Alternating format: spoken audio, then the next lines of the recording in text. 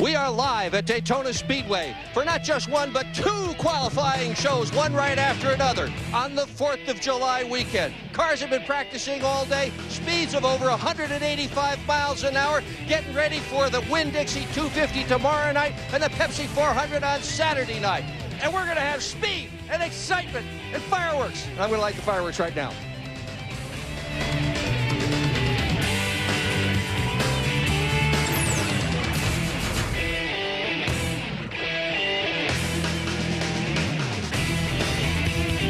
How many speedways can you go to that have a lake in the infield? Only one, the Daytona International Speedway. The on-track fireworks are about to begin for Busch pole qualifying for the NASCAR Busch Series. Right now we check in with one of the other members of our broadcast team on pit road, Matt Yoakum. Steve, I'm standing by, Steve, with the guy who was on the pole here back in February, had one of the best cars, but you won the race at Talladega, coming back here with a lot of motivation to pull off a Daytona win, Martin. Yeah, I am. We had a tough race here in February, and really looking forward to the race tomorrow night. Try to capitalize on having a good car. Bass Pro Chevrolet was really good in practice this morning, and it's a little bit different in Talladega though, and I still got a bunch to learn here. So hopefully I can follow the boss all night and race him at the end like we did at Talladega. Now you have a Bass Pro Shops hat on. If you were going to have a hat other than a Bass Pro Shops hat, what kind of hat would that be? Maybe a hat like the Dixie or Uncle Sam's hat? Yeah, I seen Uncle Sam out there trying to light the infield grass on fire. I don't know what he thought he was doing, but bonfire. He's going to get in trouble lighting fireworks off out there like that. Well, let's go to Uncle Sam and the editor of Speedway Illustrated, Dr. Dick, Uncle Sam Bergeron. Thank you, Matty. When you come to Daytona International Speedway, you need a very simple spelling lesson. Here it is. D-E-I, Dale Earnhardt Incorporated, because those guys have really got this restrictor plate racing figured out. One of their top drivers, their top driver, Dale Earnhardt Jr., in practice this afternoon, cut the fastest lap here at Daytona. He's won 4 times in his last 4 start here, and if anybody's a threat to win the pole tonight, it's Jr., and I'd love to show him to you, but I can't. His car is going to be one of the last to go tonight, so you're going to have to stick around and see if he really does win the pole or makes a liar out of me. Steve? Thanks a lot, Dick. And personally, I wish you would have kept the Uncle Sam hat. We like that a lot. Absolutely. Now, we've talked about practice times. We heard Martin Truex Jr. already talk about it, but Larry, you said those don't always tell the truth. No, I mean, normally when we come on the air for a qualifying show on speed, whether it's the Nextel Cup cars or the Busch cars, we always talk about who was fastest in practice, who's a contender to sit on the Busch pole. But because of the format they have here, they get all of their practice before qualifying. I have never seen so many agendas during those practice sessions. You had cars out there drafting, you had cars in big packs, you had some cars trying to make those qualifying runs. So all we did with this, all we did was kill a tree. Dale Earnhardt Jr. was 35th. Martin Truex was 31st.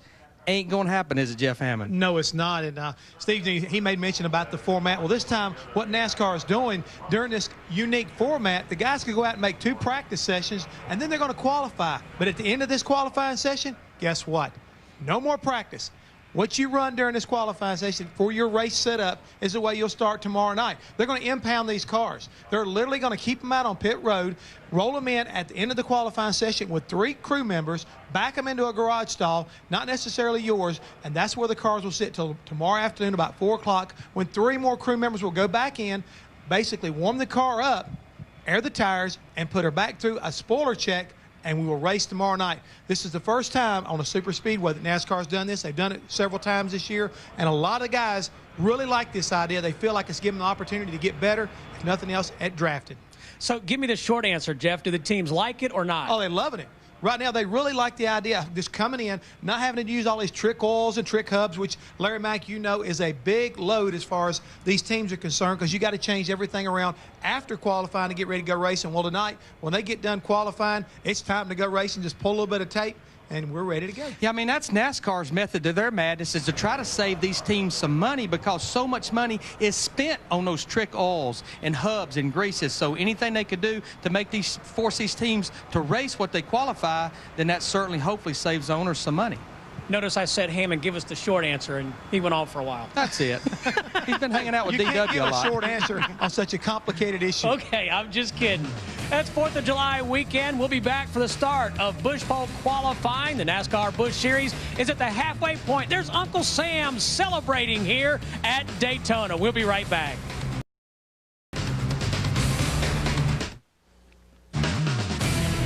Speed Channel's coverage of the NASCAR Busch Series qualifying from the Daytona International Speedway is brought to you by Enzyte, the once-a-day tablet for natural male enhancement, and by the all-new RotoZip spiral saw system, tough enough to tackle any job. Our full weekend of racing action continues tonight with Bud Pole qualifying here on Speed. Tomorrow, it's Nextel Cup practice on FX, followed by Busch Series racing presented by KFC. Saturday, it's Craftsman Truck Series racing in the O'Reilly Auto Parts 250 from Kansas here on Speed. So we've got all of NASCAR covered for you this weekend on your Fox family of networks. And followed by NASCAR Nextel Cup Racing on Fox with the Pepsi 400. And we will go to pit road and check in with our Uncle Sam, Dr. Dick Berggren. We got rid of the Uncle Sam hat. I feel a lot more comfortable with this one. With Johnny Sauter, who in February here at Daytona qualified 22nd for the Busch race, but he pulled one out of the hat, as it were, and finished second. What do you got for him tonight? I don't know. Randy LaJoie just said I'd drive like Tony Stewart, so who knows. But I think there's nothing wrong with what Tony did. But nonetheless, Kleenex Pontiac's pretty good. It's the same car we had here in February. And I don't know. We didn't qualify very good here in the spring. We didn't qualify very good at Talladega nonetheless. But feel pretty good about it. We spent all day long in race trim, never even did a qualifying run. So wherever we end up in qualifying. We'll just race them tomorrow night. Well, it helps to start up front. You get a good pit position if you do that, and you don't have so many cars to pass, but this is one of the few that can start in the back and still do very well. Matty? Dick, and a guy who does very well here in July, no matter if it's Busch or Nextel Cup, is Greg Biffle. Last year, scored his first Cup win here in the night race, and you've got a second place finish in the Busch car. You got to be excited about coming back to Daytona, Greg. Oh, really, I am. I tell you, this Charter Bass car is running good, and we're excited to have all the guys on at that Bassmaster Classic up Lake Wiley this year in Charlotte. So it's not running as fast as we want it to be, but we think it's pretty decent. But the National Guard Subway car with C2 on it is really awesome car. I think we got a chance at the pole over there, and here we'll get a good qualifying run. And I was pretty happy with it in race trim, so we'll see what happens this weekend. Compare the differences between your Busch and your Cup car in race trim, because there is a different rules package. Yeah, there is a lot different. The Busch cars will suck up a little better because of that rules package.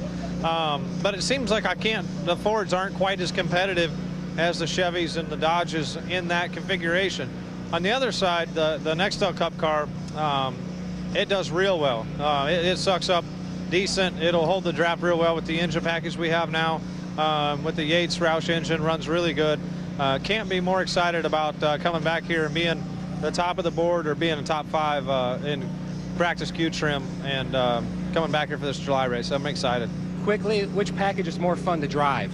I think the Cup car is. I love driving the Nextel Cup cars. I like the Busch cars on everywhere else but restrictor plate races. Let's go to Dick Berggren. Dick? Yeah, I guess we've got another Mr. America here, Randy LaJoie, who has done very well here in February, won 3 races, and we're wondering how you can do tonight.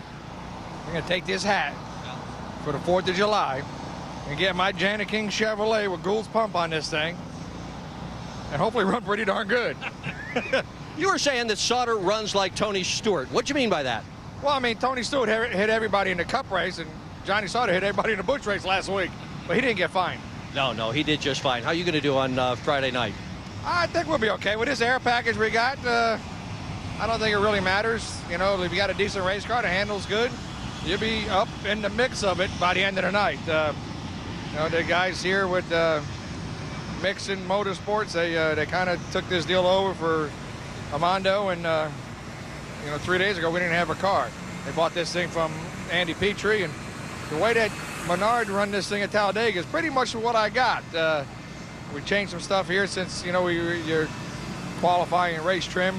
We've worked on race stuff, and I wish we had a little bit more time on it because we could probably go a little bit quicker, but I swear I'll hold it to the floor. Oh, yeah, we know he's going to hold it to the floor. This guy, a multi-time series champion, deserves the best of cars here at Daytona. Steve Burns. All right, thank you, Dick. And Randy LaJoie's excellent here at Daytona. Now, they were talking about Tony Stewart last week in Sonoma. You see the spot shadow to the right of your screen. Stewart in the number 20 orange car gets into the back of Kevin Harvick. After the race, they had a confrontation. Tony Stewart allegedly struck Brian Vickers, and this week NASCAR fined Stewart.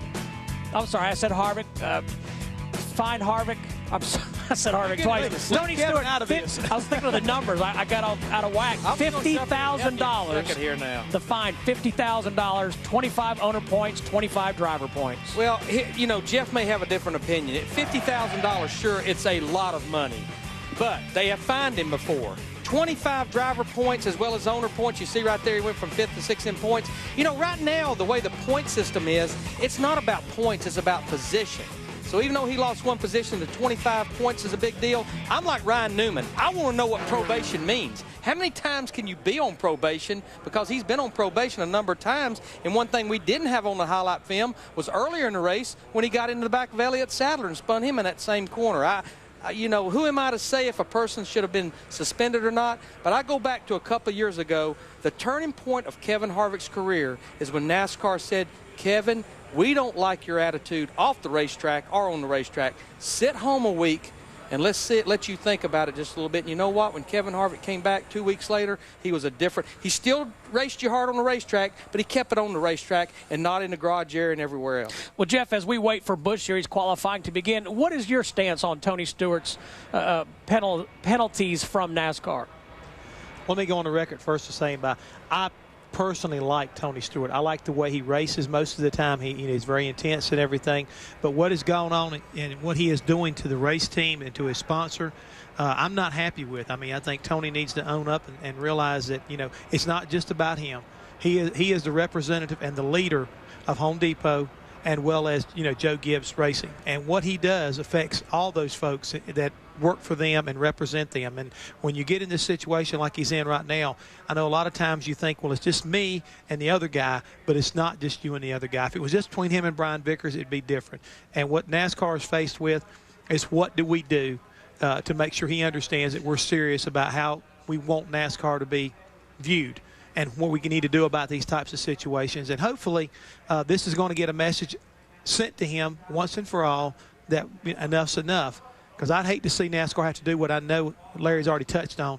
They do not want to have to go to the point of saying, boom, you stay home to get this resolved. And my apologies to Kevin Harvick, because I was thinking of him while I meant to say leave Kevin out of this. Yeah, here's the group that's suffering right there. The race team that's in that garage area, that's at that shop, working 60, 70 hours a week.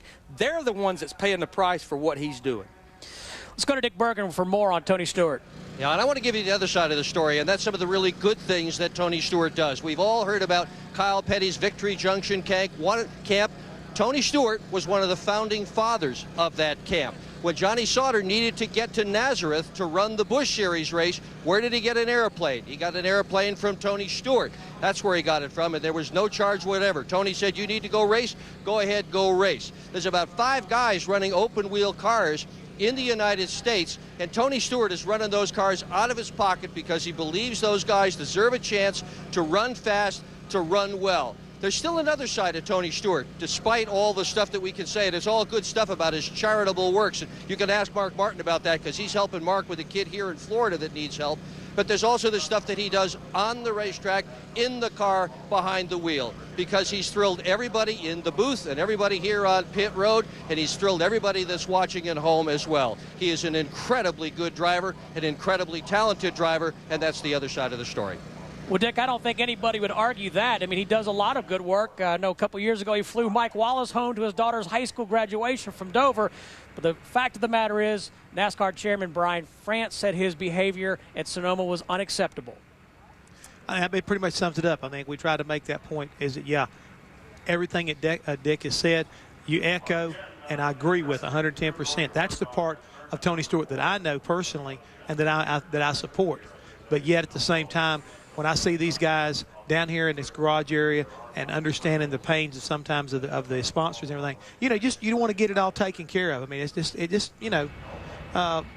I think enough right now basically has been said about it. I think we pretty much have explained everybody's position on it, and that's the way we feel about it. And, you know, now it's up to Tony Stewart. I mean, basically the ball's in his court. Between Brian France and Tony Stewart, they pretty much have understood one another about why this came down the way it is, and hopefully what Tony said in the paper the other day, that ends it. Let's go on. All right, let's change gears and go to Dick Bergen with an interview. Dick. Yeah, and since we're with Kenny Wallace, that'll probably start something. I didn't ask him to put this on his head. You started it, man. I started it? Yes. And wait a minute, how did I start this?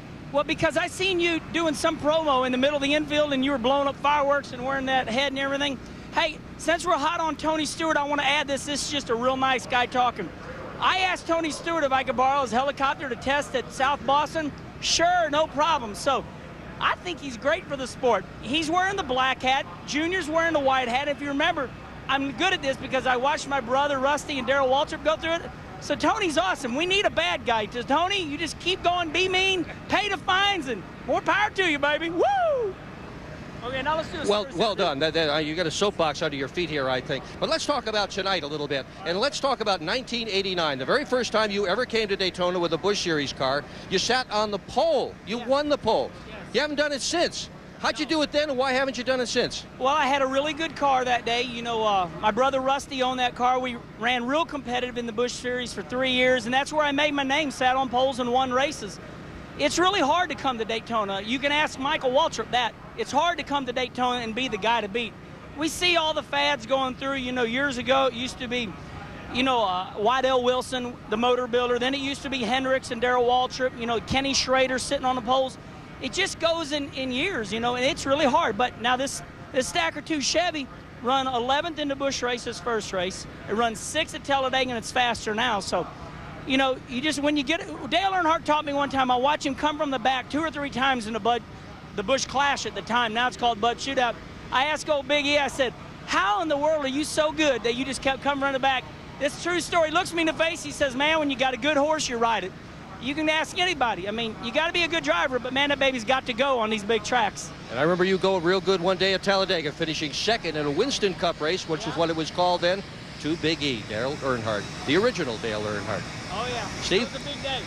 All right, thanks, Dick. And Kenny Wallace for that brief history of NASCAR racing. Kenny Wallace in a do-rag. I just don't know about Was that Kenny Wallace or the Nature Boy, Ric Flair? YJ Stinger right there does it too. We'll be right back.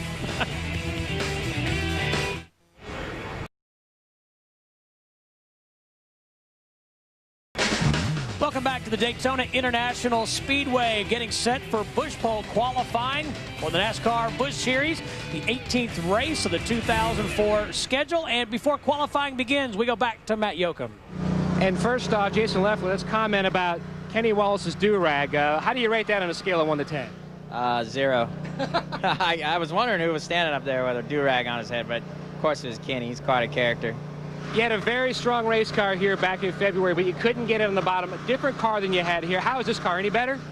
I wish I had the other car, to be honest, but this car is fast, and the detail work on this car is incredible. I mean, the guys just worked from February on, and every little bit of it's been fine-tuned. So hopefully in the race it'll show up. I don't know what we're going to have qualifying. You know, we taped it up, and we didn't get to practice that in practice. We did all race runs, so hopefully the temperature doesn't get too hot, and this Hendrick motor pulls us to a pole. He's raced here in both Cup, Trucks, and Busch. Dick?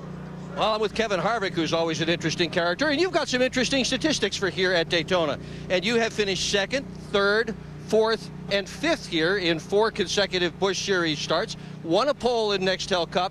You got this place figured out, or what?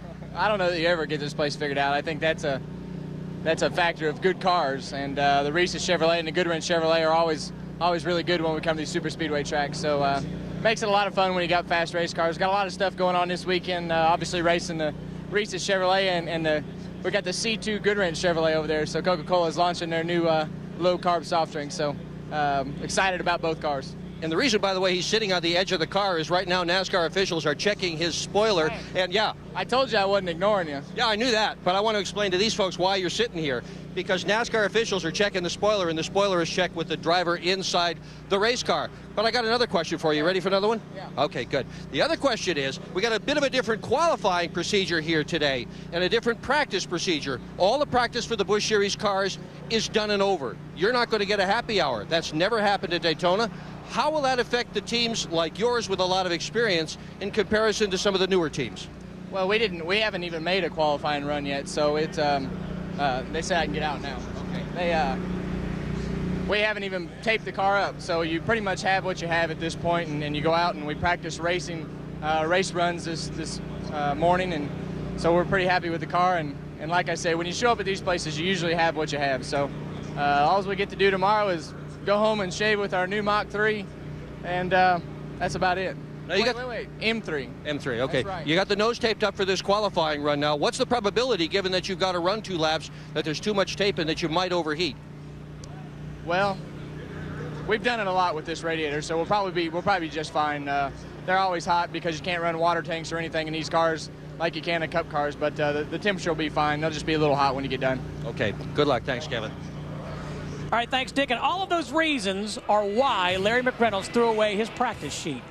It don't mean a whole lot right now. We'll be right back to Daytona.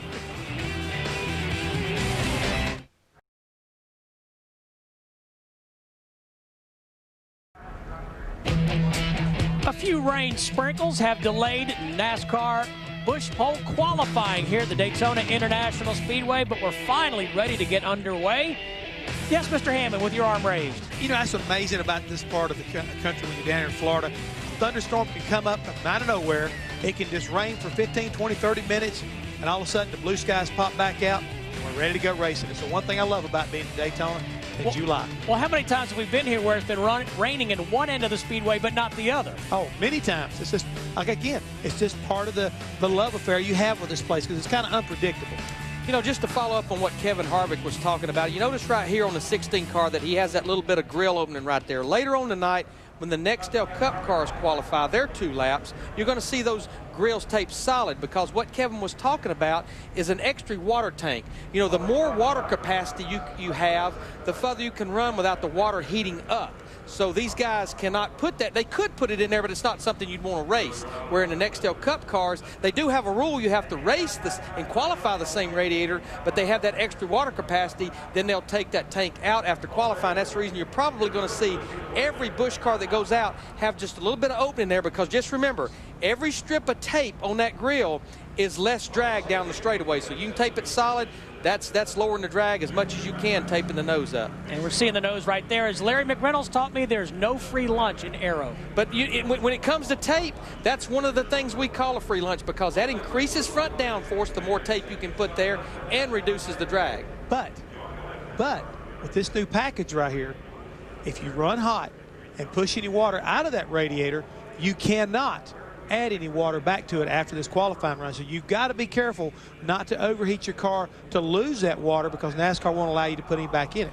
But let me say one other thing about leaving a little bit of opening, Jeff. You were part of running this aero package back in 2000 when we were crew chiefs. And what we found out is, you see that roof strip right there across the roof. What we found up is when you tape this up solid, it sent more air over the car and it hit on that roof strap and would actually slow the car down. So that's another reason with this aero package, you may want to run just a little bit of opening right there. It does help that aero balance as they talk about. And the other thing you kind of get into, we see Justin Asprin right now getting ready to go up to speed, is that because of the fact of this aero package, a lot of the teams were struggling with what gear to run in their cars, especially the fact what you'd like to run for qualifying, you wouldn't necessarily want to run during the race because of the drag or the suck-up you get during the qualifying, these big packs and everything.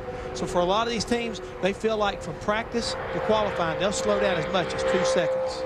All right, let's explain. We keep talking about the aero package. I've already talked about that fin across the roof. That fin is a ½ inch tall in the center and 2 inches tall out at the edges, and that really increases the drag. It also puts front downforce. Now, what NASCAR has done also is the rear spoiler. You saw him checking it a while ago when Kevin Harvick was on his car. It has to be minimum 70 degrees, maximum 71 degrees, and it also, at the top of it, it has a little 90-degree, 1.5-inch wicker. All of those things really increases the drag on the car, because here at Daytona, they're trying to do as much as they can drag-wise to hurt the drag, where they can put a little bit carburetor, bigger restrictor plate on it. These cars have a 15/16 carburetor restrictor plate.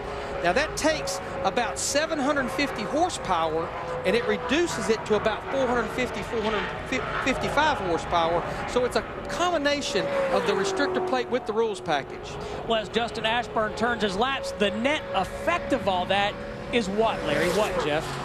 What it allows you to do when you get in the pack, it makes these cars very easy to draft up on, and you can lay back and take a car that doesn't have a lot of horsepower and make it look like you've got a ton. Well, some of the best racing we have here at Daytona in February during speed weeks is when the trucks race here. What makes it a good race? Those trucks poke a very big hole in the air. They can draft back up. They don't even have to run a carburetor restrictor plate because the arrow of them is so draggy. Now, just to go one step further, what NASCAR also does, and this is what made it practical to do this format here, is they basically mandate the chassis setup. You cannot have softer than 415-pound rear springs. The softer those springs are, the more the car will travel, get the spoil out of there. Also, they say the total rate of the front springs cannot be lighter than 3,000 pounds because the softer you have those front springs, the more the car travels down and will be faster on the straightaway. So for the most part, and they hand these teams their rear shocks, just like Nextel Cup cars do. Everyone's qualifying with the same rear shock, so for the most part, your qualifying and race setup is very similar anyhow. Justin Ashford just completed his 2 laps, and he's on the pole right now, but he's about a second slower than what he practiced during the first 2 practice sessions. Told you my sheet was useless. I threw mine away too. Bush ball qualifying straight ahead.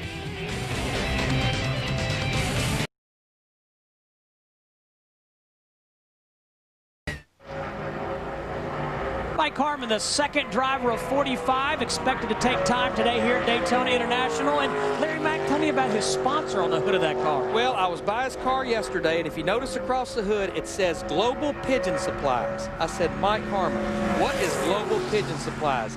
He says it's a company.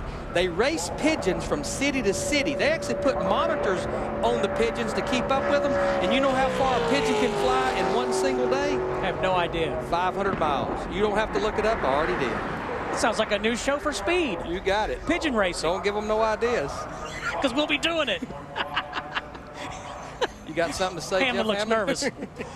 Well, like I said a minute ago, it sounded like something for the birds. Let's check in with Dick Berggren. With Justin Ashburn, first guy out to make a run. What's the racetrack like? Pretty good right now. I didn't get a good chance to hear what my second lap time was. During practice, we didn't really get to make no good qualifying run, because all the cars was really making race runs, and that's really what we was running, was in race trim. But the track seems to be okay. I kind of hated to see the sun come out after the small showers, but don't worry, it's going to go away in a couple hours. I'm sure of that, Justin. right, it'd be good for everybody else. Yeah, indeed. The cars that go last are going to have a much better opportunity to go fast than the ones that go first. There's still a lot of this racetrack that's under sunshine. All right, thanks, Dick. Kenny Wallace on the racetrack. 3 top 10 starts here. You see, and he picked up a pole in February of 1989, his first start here. He's going to be racing for Michael Waltrip Racing in the Nextel Cup race here this weekend. We need to mention we have 45 cars here. 43 cars will make the field. 2 cars will have to go home. So that means you have to beat 7 cars to be guaranteed a spot in the fastest 38 on times.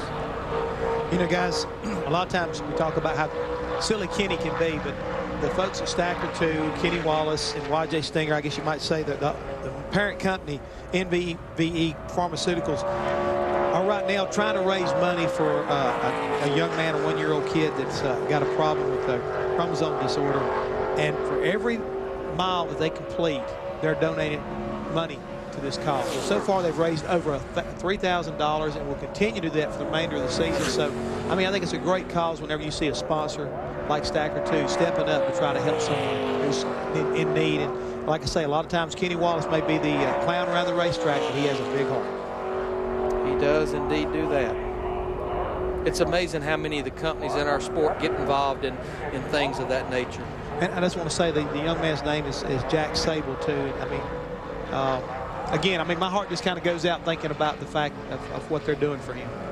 Kenny's first lap was good enough to put him on the Busch pole temporarily to 50.69. Now, you know, some tracks we go to, you'll see the guys run 2 laps. Some places their first lap will be quickest, some places their second lap. But because of that restrictor plate, this is kind of like winding the car up. So always, without exception, the second lap will be the quickest lap. You can almost guarantee yourself you're going to pick up some amount of time on that second lap. Now, Larry, I found the practice sheet that you threw away. I uncrumpled it.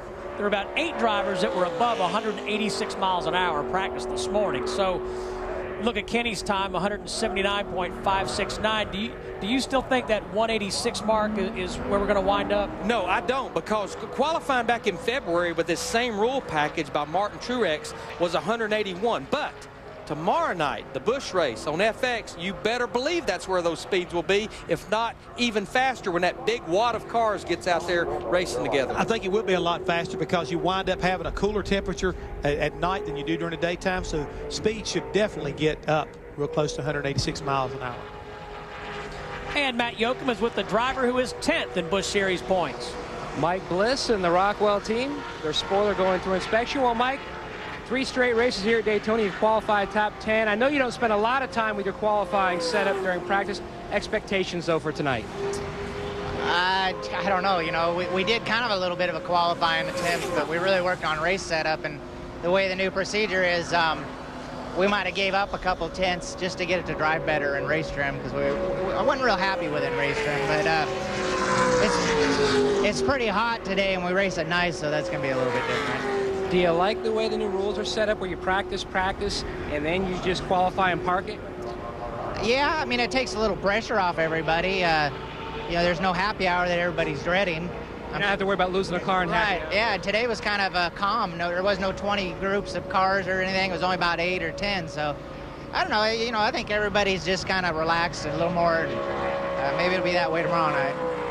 Comes into Daytona, 3 straight finishes of 6th or better. And he's qualified 3 straight times here at Daytona, 10th or better, guys. Thanks, Matt. 23-year-old Justin Labonte, the son of 2-time Nextel Cup Series champion Terry Labonte on the racetrack. Yeah, in those 2 practices today, the only altercation whatsoever was just as the first practice ended. Justin Labonte spun coming off turn 2, but he didn't hit anything. They were able to do a little work on the front valence, and he was able to proceed on. Got a chance to talk to Justin about that. Actually, what he did, he cut a tire down. Okay. And that's what caused him to spin over there. Unfortunately, the team was able to effect repairs. He felt pretty confident about it, but also I've been watching his car go around the racetrack, guys, and he looks like he's spitting out a little bit of water, starting to steam a little bit, so that could affect this engine right here for tomorrow night, provided he's able to complete this lap and pick the speed up and get where he wants to be. That's what you see at the base of the right side of the windshield. That's where the little overflow tube is, and a lot of times a driver won't never look at their gauges, and so that's kind of a gauge for them if you look over there and see water starting to come out. But just as you said, Jeff, you can't add water. And another thing these guys can't do after qualifying that could be big is they can't add fuel to these cars. This race tomorrow night is 100 laps. Teams were telling me they could run about 48 to 50 laps on fuel, one stop, but these qualifying laps will take some away from that. Right now, Justin Labonte is 2nd out of 4 cars. And we check in with Dick Berggren, who has the fastest of 4 drivers. And the question to Kenny Wallace is, did you hold it wide open all the way around?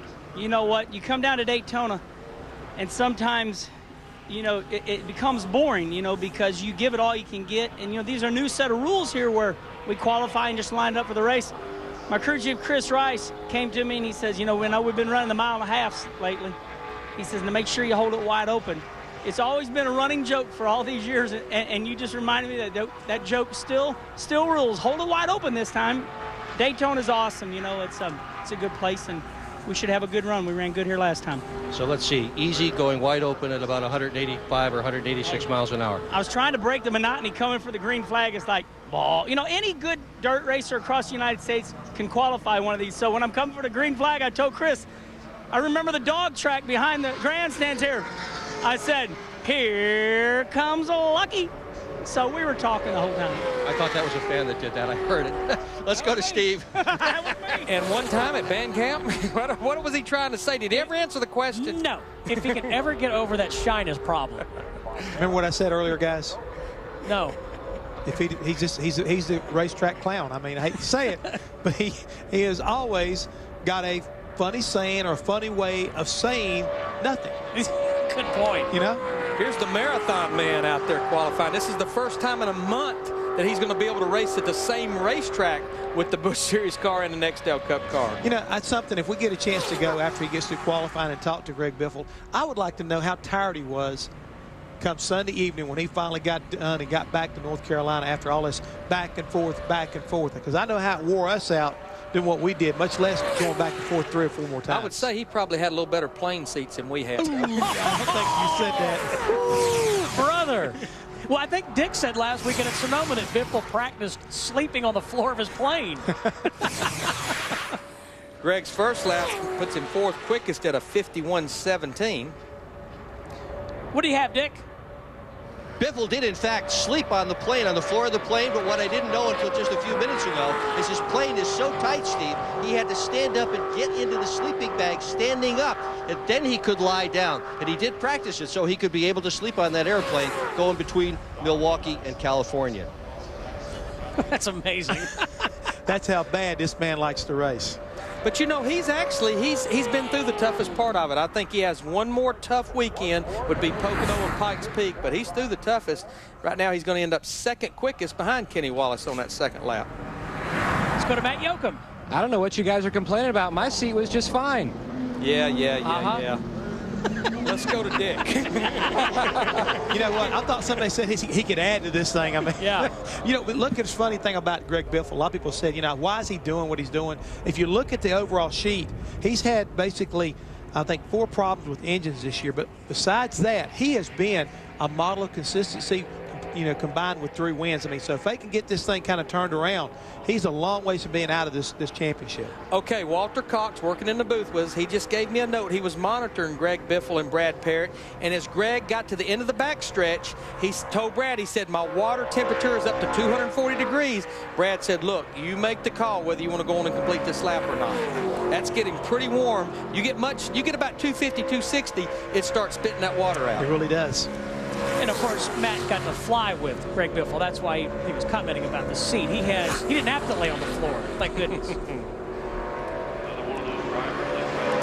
Jason Leffler won his first race this year. NASCAR Busch Series race, that is. Took the pole at California. Talked to his crew chief yesterday, Booty Barker, and we're going to be hearing this a lot over the course of the weekend. When we come here in July, it's just a different animal than we have in February. Even though it's under the lights, this racetrack gets very slick and handling becomes a huge issue. And they said they tested this car back in January, but this car was a little slower than the car they raced in February, but Jason said this car drives better, which probably indicates a little higher drag, a little more downforce. And you need to get a race car where you, again, the premium is, going back to Kenny Wallace, you still need to be able to hold it wide open. But if your car doesn't handle well, and especially in this type of aero package, you could get yourself in trouble in a hurry. You need a race car that's predictable. Kevin Harvick, who's getting ready to go qualify, he's another one of those drivers who made a comment earlier today to me how important it was to get that car where it was stable in a big pack.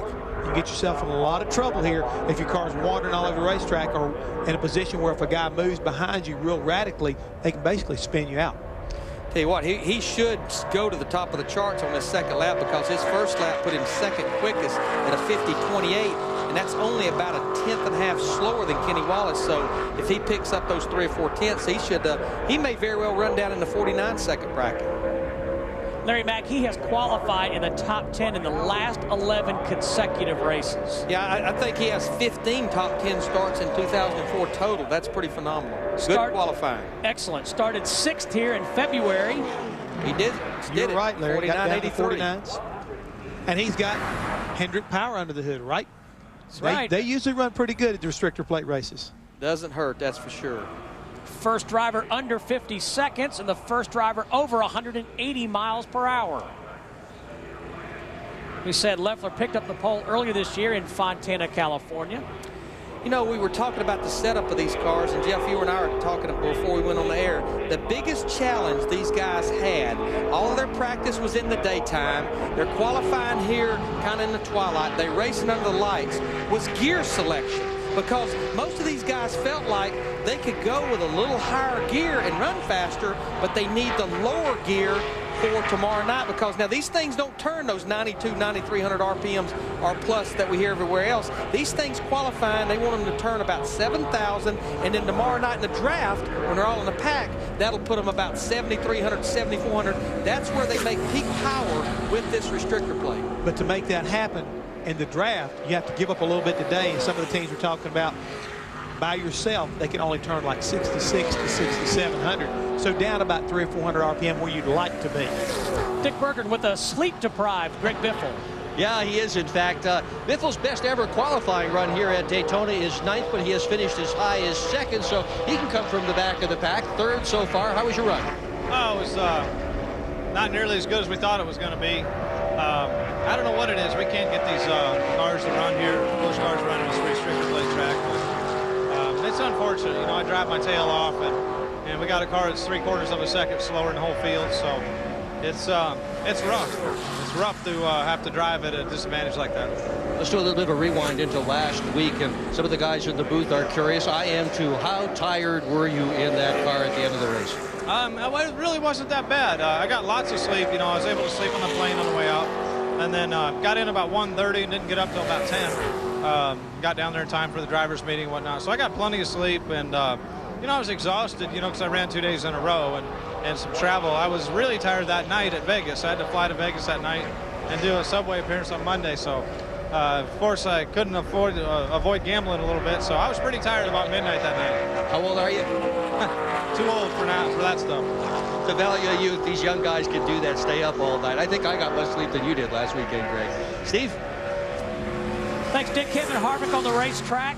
He very well could go to the top of the charts. His first lap was very similar, maybe actually a little quicker than Jason Leffler's first lap. 50-17 on that first lap. This is the team in this car that sat on the Bud pole at Talladega, the Busch big pole. pickup right there. 49.63. That's actually quicker than Martin Truex's qualifying time from February. 181.331 miles per hour for Kevin Harvick. That's going to be tough to beat right there. It really is. Look at that. That's a good lap. 4 races in his Busch Series career at Daytona, 4 top 5s, and the stat I like, Larry, laps led. He's always near the front. Yeah, it wasn't.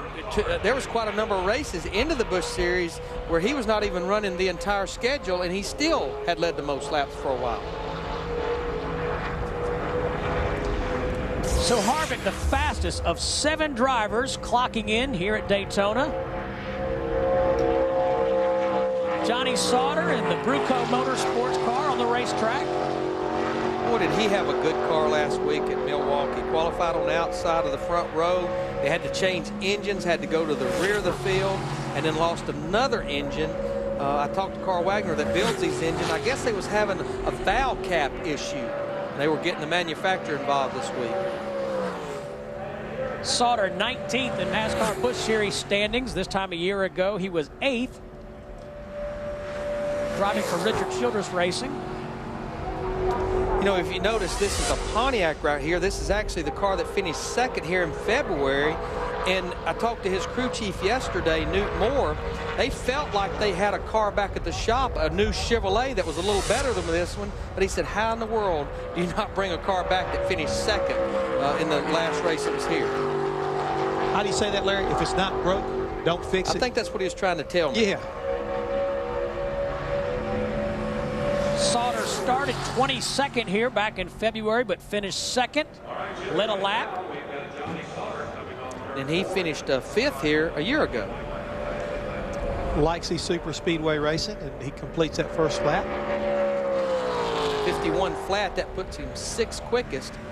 If you notice, a lot of these cars, we talked about it just a little bit ago, it's kind of like a corkscrew. You'll run kind of high up the racetrack trying to get your momentum built up, and then as the laps wind down on this 2nd lap, you really move the car to the bottom of the racetrack. As you see here, they even move it down on the straightaway, trying to shorten the racetrack up just a little bit. As long as you don't bind the car up, that's the key, is to try to make it to arc off in the corner as smooth as possible. You don't want to turn the steering wheel no more than necessary to make the car get through that corner and stay as close to the bottom as possible.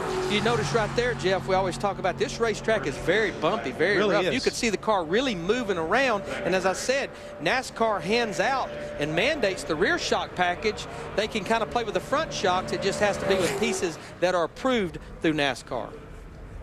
And we go back to Dick Berggren. With Long Beach, California driver Jason Leffler, 2nd on the board so far. How'd it feel? Well, it was pretty uneventful, but the car's running good. I think 21 car is really stout. You can tell that in practice, so we're not too far off him. We thought we'd run a 50 flat with a Haas Automation Chevrolet, and we run a 49 86, I think. And so it's a pretty good lap for us. Happy with that. Always nice to beat expectations. He won his very first ever Busch Series race a couple of weeks ago in Kentucky. How has life changed since then? Well, it's great. We're just trying to get back to victory lane. You know, once you get a taste of it, you want to get more. And we've had some fast race cars and just kind of beating ourselves lately. So we get that straightened out. We'll be in good shape. We'll be back. Did you know Nashville's in Kentucky? It was really Nashville where he won the race. I'm not too good at geography. Obviously, I'm not either. Steve? All right, thanks, Dick. Hey, you know, speaking of Jason Leffler, his crew chief, Booty Barker, had said as recently as 5 races ago, you know what, this team is in position to win. And that's what all those teams want to accomplish. If you're in position to win, you know what, eventually you'll win. Yeah, you've got to get up in the, where you can run in the top 10 and the top 5 on a regular basis. And that's really what Booty's trying to allude to. When you can come off the truck, be a factor as far as qualifying well, and then when they drop that green flag, to be able to hang around in that top 5 and be there at the end so that you can take advantage of either your car getting to the front or somebody else's mistake. And that's what it's all about, is being there week in and week out. And for Booty and Jason, it took them a little while to get on that same pace, but I believe they're there now, and it's starting to have some result. Mike Bliss has qualified 7th or better in the last 2 starts for him here at Daytona. Started 7th back in February. He's pretty much raced in everything here. He's raced in the Nextel Cup Series here, and actually has one NASCAR Craftsman Truck Series start here back in, I think it might have been 99 or 2000. First lap puts him 3rd quickest, 50.05. That's a pretty good first lap. You're going to say if he picks up like most guys will do, he'll be down there about a 49.50, I'd say. And, you know, coming into Daytona, the 2004 Busch Series season is officially half over. 34 races. Milwaukee was race number 17. Remember, these guys are still on the old championship structure. It's a straight 34 races. You look at people like Mike Bliss. He's 10th in the points, but he's 569 points out. A lot of work to do in this second half. Mike Bliss won the pole at Vegas earlier this season. Car really looks good right there coming through the trial. And as Larry Mack mentioned, he raced in the trucks here back in 2002. Wow. 49.45, almost 182 miles per hour. I missed it just a little bit, guys. So Mike Bliss, your pole sitter for the time being, will be right back to see if anybody has anything for him.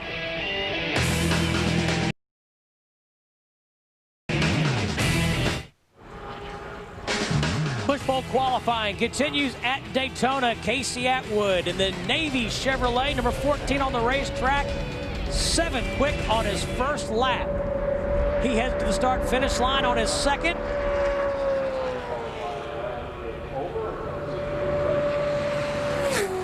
Probably going to end up, 5th quickest right now to 50.35.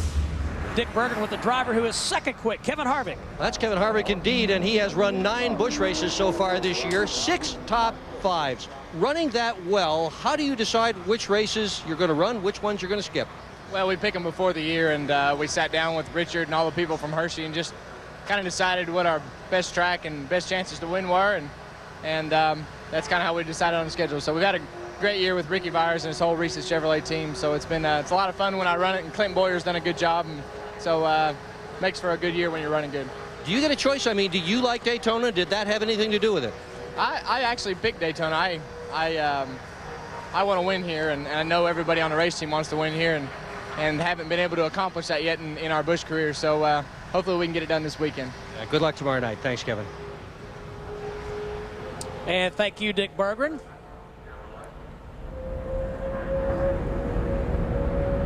Larry Hollenbeck on the racetrack. Has 2 starts here at Daytona, and we go to Matt Yoakum with Casey Kane. Steve, this segment of the show we'll call the Casey segment.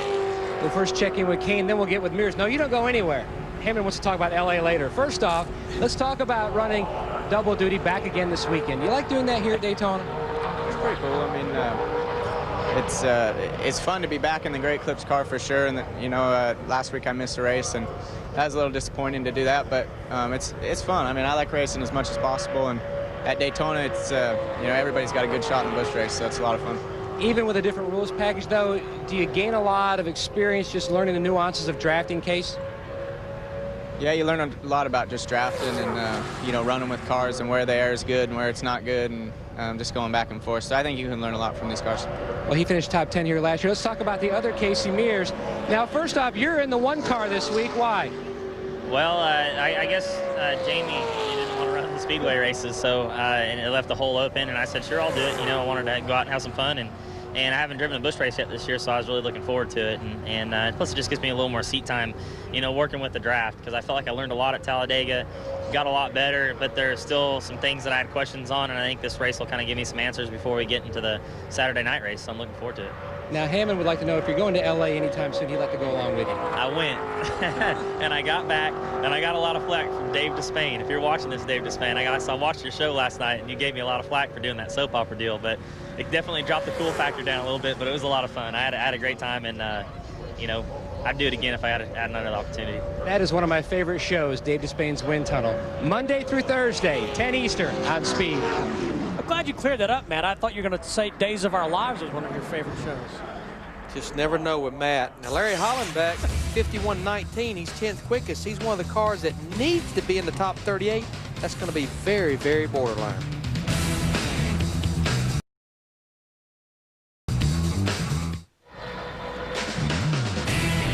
We're actually boating at the Daytona International Speedway in the infield in Lake Lloyd. I thought Hammond would be bass fishing off the back of that. Now, someone told me, I'm not near this old, but someone told me the way that lake was formed is that's where the dirt was dug out to put the banking in the corners here. That's Do I speak the truth? Historically, yes. You're right on the money. Now, DW told me that because he was around there. But he didn't race on the beach. Well, we won't go there. we still have some questions I know about that. somebody that was around when they were racing on the beach. Exactly right. Dick Berggren. I didn't say it, Dick. I didn't say it. Yes, I was at that point. And I want to be around when this guy wins his first Busch Series race. A lot of people thought it was going to happen last Saturday night. Mike Bliss running just great. Had to repit for a missing lug nut on his car. Finally finished in 6th position. But, hey, so far so good today. You're the fastest man out there. Yeah, it's real early, though, Dick. You know, this Rockwell Automation Chevrolet usually qualifies really good at these places. And, you know, we worked on race setup, and we trimmed out for race setup, and we actually went faster than what we did in our qualifying mock. So it says a lot for the motor underneath that hood. Mark Conquest really has been working hard. And guys at the Fab Shop had to rebuild this car after Talladega's wreck. So they did a good job getting it back together. Indeed, they did. Good luck tomorrow night. Thank you. Thanks, Dick Berggren. Mike Bliss, the quickest of 12 to have taken time thus far. David Keith in the 95 car. On the racetrack, we need to mention that Jerry Hill in the 72 car, 42 years old, out of Port Tobacco, Maryland, has clocked in 8th fast. David Keith here in the 95 car, a lot like Larry Hollenbeck, he needs to really and truly make it into the fastest 38 because he does not have an available provisional start. See right there, he has 4 career Busch Series starts. I think he ran a number of ARCA races. He's got 3 wins in the ARCA Series, including 1 here in 2000. Trying to make his 3rd Busch Series start of the season.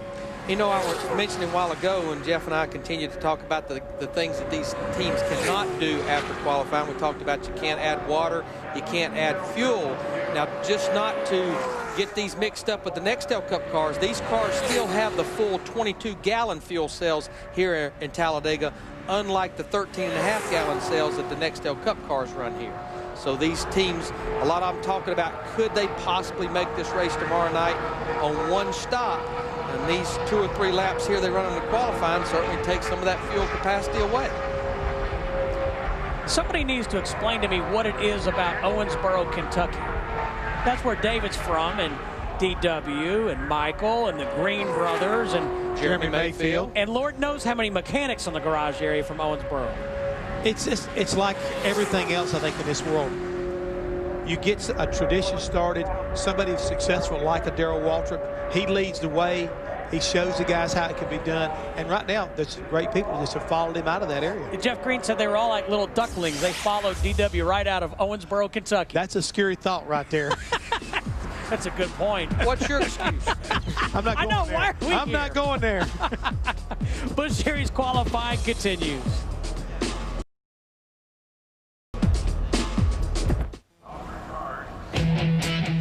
Qualifying continues for the NASCAR Busch Series at Daytona. Here's your weather forecast, or not forecast, the current weather.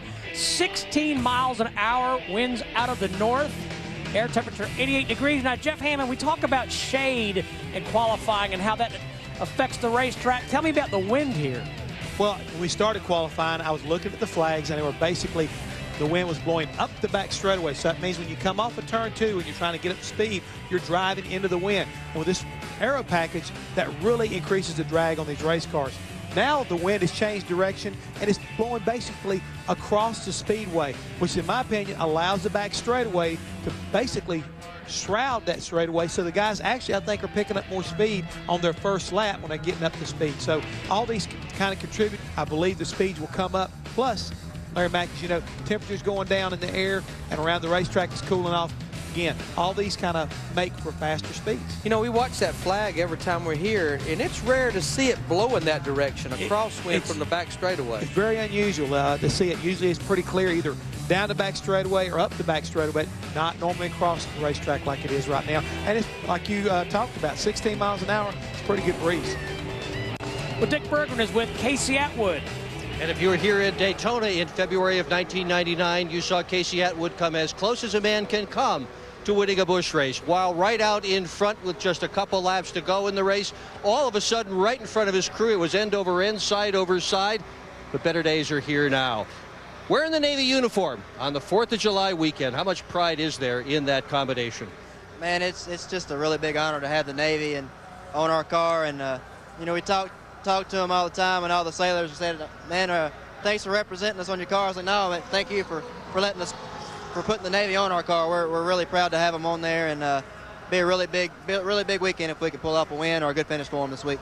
Indeed, NASCAR and the men and women overseas fighting for freedom are very much closely intertwined. Well said, Dick Bergman. We'll share your thoughts as Randy LaJoie heads down the backstretch. You know, Randy has 3 wins here at Daytona, and I could not believe this stat. Since 1982, only 2 non-Nextel Cup regular drivers has won a Busch race here. Chad Little did it once. Randy LaJoie did it 3 times. Other than that, the winner here at Daytona, whether it's been in July, which this is only the 3rd time that the Busch Cars has raced here in July, or February, it's always been a Nextel Cup regular driver. But Larry, I think that brings us back to what maybe part of the reason why NASCAR decided to come with this particular format. Talking to David Green, a veteran campaigner when it comes to Busch Series and some Nextel Cup races, he said you can't get enough seat time when it comes to drafting. It's something you have to work on, you have to get good at, and you tune up. And the way the formats have been set up before, he really felt like the Busch Series had been at a disadvantage the way their happy hours were being run. So today, they've got more actual practice in the draft than ever before when they've come to a super speedway. And they were all just had smiles on their faces because they had that opportunity to work on that balance and make their cars drive better. So I think we're going to have a better race than we've ever seen down before. And they've always been great races in the past, but tomorrow night should be a really good race. LaJoie trying to make his 5th start of the 2004 season, running a limited schedule. And this is kind of a different package here. Yeah, this is the 82 car that's owned by Armando Fitz. But for this team right here, Armando has joined forces with the gentleman that owns the 24 car, James Whitener. And so actually, maybe later on in the year, which Mike Harmon's in the 24 car here this week, Randy may run some races in that car as well. LaJoie, 9th quick of 14 drivers taking time here at the World Center of Racing. Hey, tomorrow night, trackside. Hey, it's us. All right. Yeah. We have a big show out there. A really big show. Man, that won at Milwaukee last week, Ron Hornaday. And when Ron Hornaday comes, Summer Blast, you've always got a party. Hey, Hot Tub's going to be there. All right. Drug it down here, too, didn't you? I sure did. That's why I show up. Speed Channel's 2nd quarter driver of the year. Candidate, I think Jimmy Johnson. Jimmy Johnson's supposed to join us. And you just never know who's going to show up. I heard Kyle Busch may join us. How about Parnelli Jones showing up last week? That was cool. I felt like we just could not do him justice, though, in explaining to the newer generation of race fan who Parnelli Jones really is. He is definitely a legend in motorsports. Jeff Spraker on the racetrack from Latham, New York. Jeff's pretty excited about being down here at Daytona. He's worked with a lot of different teams as far as Cup teams, Busch, as well as ARCA and Truck Series teams this year, as far as trying to help get those guys going. But he's formerly a Northwest Modified Tour Series racer that just cannot get enough driving when he gets that opportunity. And this weekend feels like he's got a really good opportunity with a Carl Wagner engine in this 56 car, and they really are pretty excited about their effort here this weekend. Has 19 career Busch Series starts, an infrequent competitor, as Jeff Hammond said. You know, the other difference in the Busch Series cars and the Nextel Cup cars, and this exists throughout the entire season, regardless of where we're racing, is the Busch cars, they have to race a 390 CFM carburetor, a little smaller carburetor than the Nextel Cup cars race. They can race a 750 or even an 830. But the thing that's unique about the 390 carburetor, it actually complements that restrictor plate. The little smaller carburetor complements it just a little bit, makes a little more horsepower. 390 carburetor versus 750 or 830 carburetor on an unrestricted engine, it's about 75 horsepower less. Yeah, and I think, not getting too technical, but the reason for that is a smaller carburetor with a smaller restrictor plate. The air that goes through there, basically, it funnels better than a bigger carburetor. I know it sounds confusing, but it makes it actually make better horsepower because it doesn't make all this turbulence inside the manifold itself. Just got word that Gus Wasson and his number 10 car headed to the garage. Problems on his car, so he will not make a qualifying attempt. I don't think Jeff Spraker is going to be very happy with his qualifying effort right there. And like I say, he was pretty pumped about being here and getting ready to race there at Daytona. But I think he's going to be kind of like right there on that bubble. You know, we need to mention also, I think a while ago, maybe while we were at break, Gus Wasson in the 10 car went out, but his car all but stopped on the back straightaway and he coasted in. So he did not even get to make a qualifying attempt in that 10 car, but he's probably eligible for a provisional start. Casey Kane, 4 starts here at Daytona.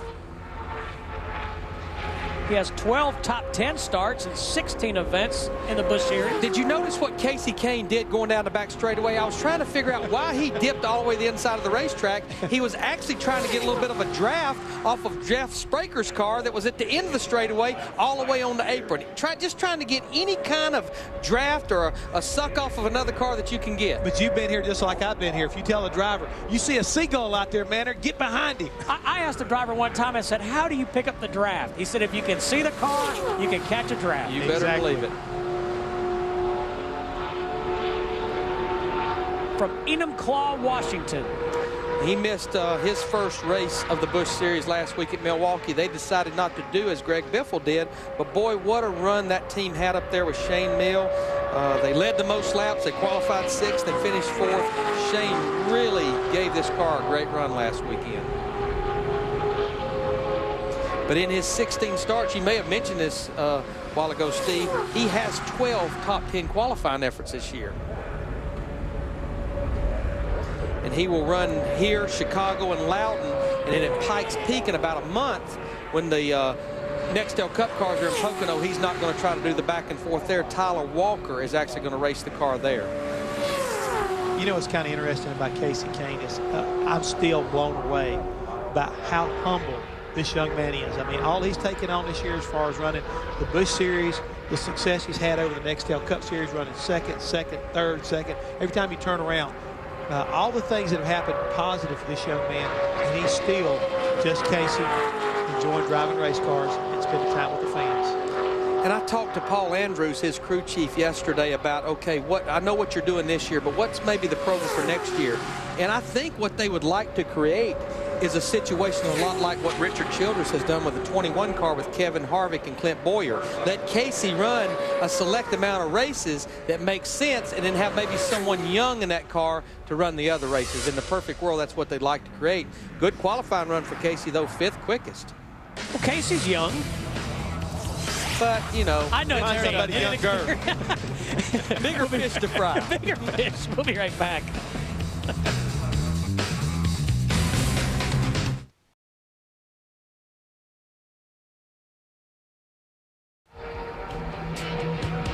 Bush pole qualifying underway at the Daytona International Speedway. That car number 20 was driven by Mike Bliss, and it has been the quickest thing on the racetrack.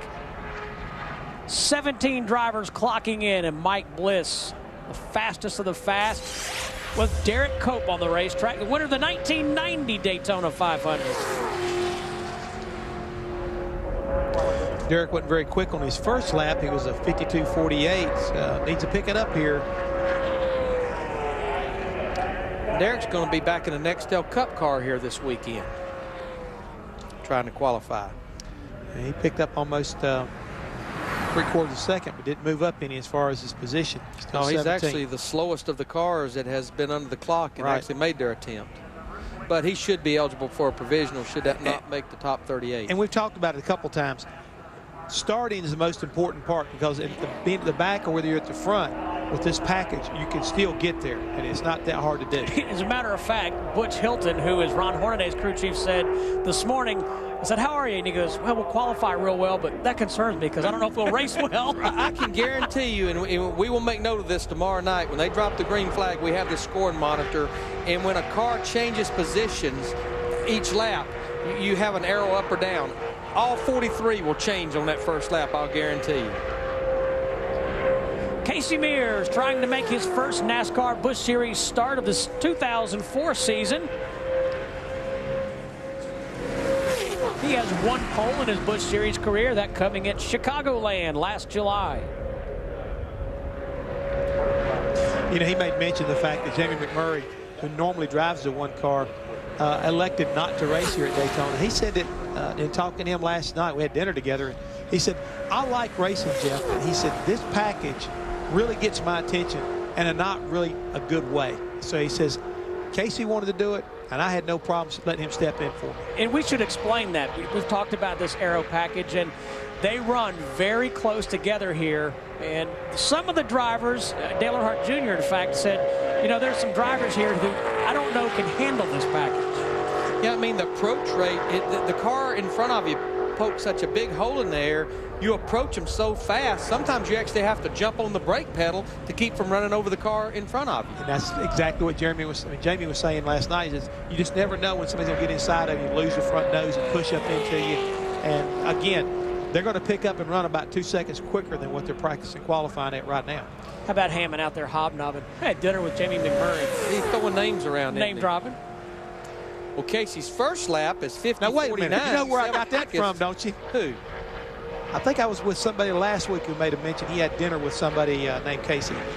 Casey Mears. Yeah. Yeah. So I was trying to find out what happened out in L.A. when he was that's out right. You had dinner with the other Casey, and I'm just trying to find out what was going on with Jamie. I would say probably Casey's going to end up probably about fourth, maybe. He completes his second lap. Yeah, third or fourth right now. He should be right around Kenny Wallace's time. Maybe a little quicker. Team has Ernie Elliott engines. I like that shot right there. Yeah. Look down there and see that driver. Fourth quickest, 49.95. Another car in the 49s. So Mike Bliss still the quickest of the quick here at Daytona. Busch Series qualifying continues.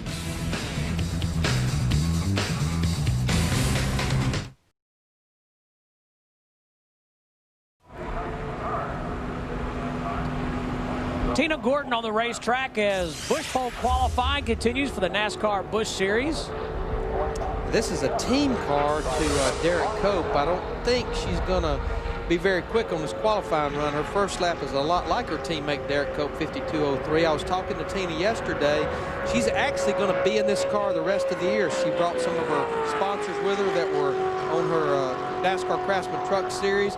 Mark Green is going to spot for her at least here this weekend.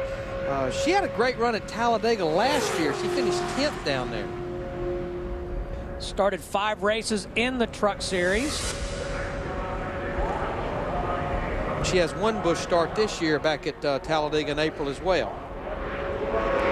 Berger, what's going on up pit road? Well, what's going on is Steve Burns was talking about how close these cars race together, and we just wanted to show you on this shot from my cameraman, Goat, they park close together as well. NASCAR has brought the cars in and parked them so tightly they don't even want us out there with our cameras, and that's a first for this year.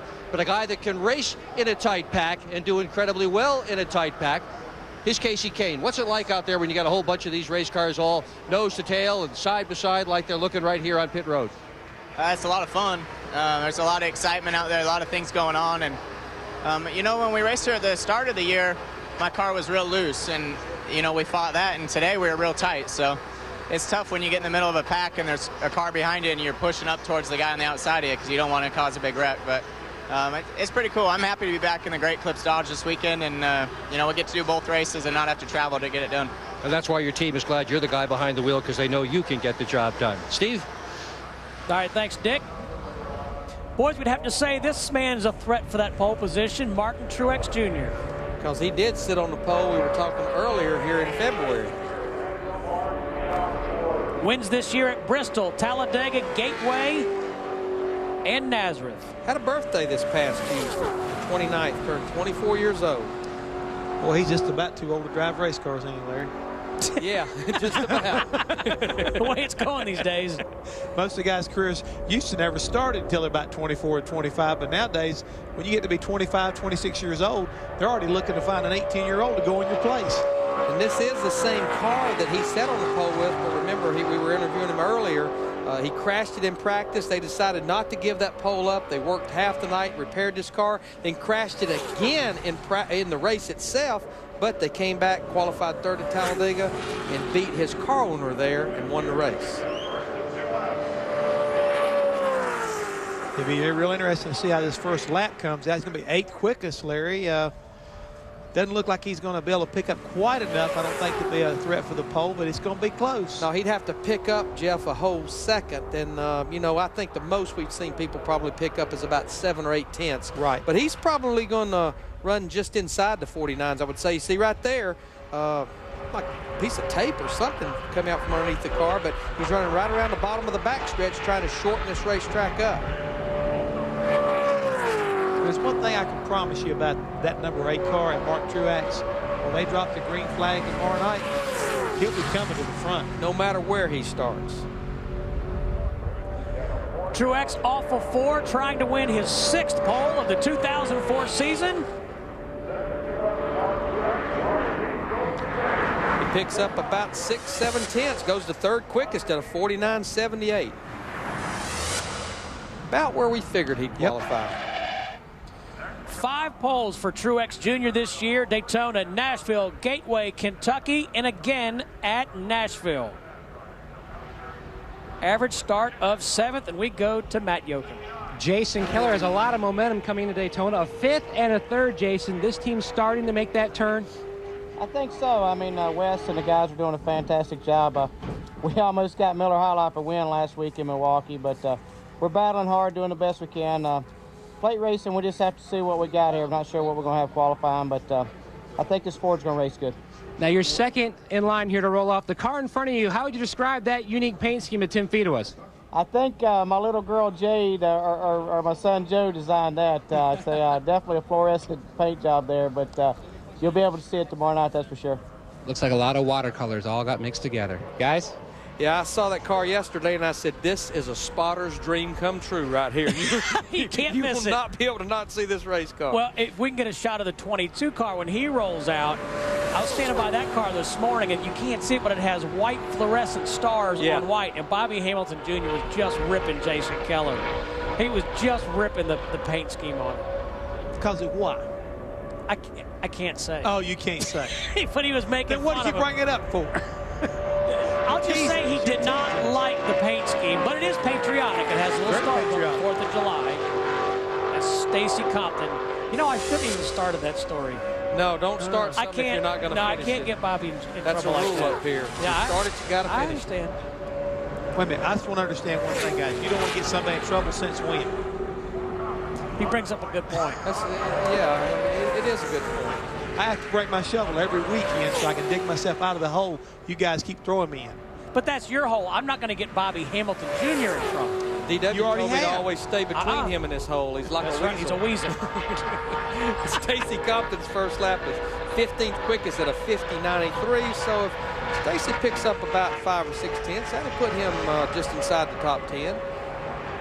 Has that Robert Yates horsepower. And remember, all of the cars in the Busch Series that either has Roush engines or Yates engines, that's not part of that combination engine program. They are separate programs. Compton is 12th in Busch Series point standings. Best start of the year, 7th at Nashville. See what old Stacy in that 59 car can do here on his second lap. He will be 9th quickest at a 50.40, picks up about a half a second. Mike Bliss still the man on the pole here at Daytona. Busch Series qualifying continues from Daytona right after this.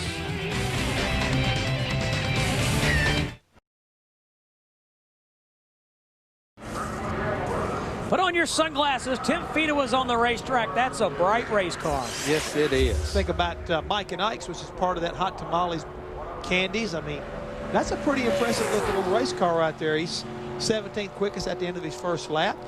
You know, they have finally locked a crew chief in for this car. You know, Mike Hillman had been helping these guys out ever since Gary Cogswell left a couple of months ago, but they named Scott Refner crew chief. He was the car chief under Gary Cogswell. He's been with the team since December.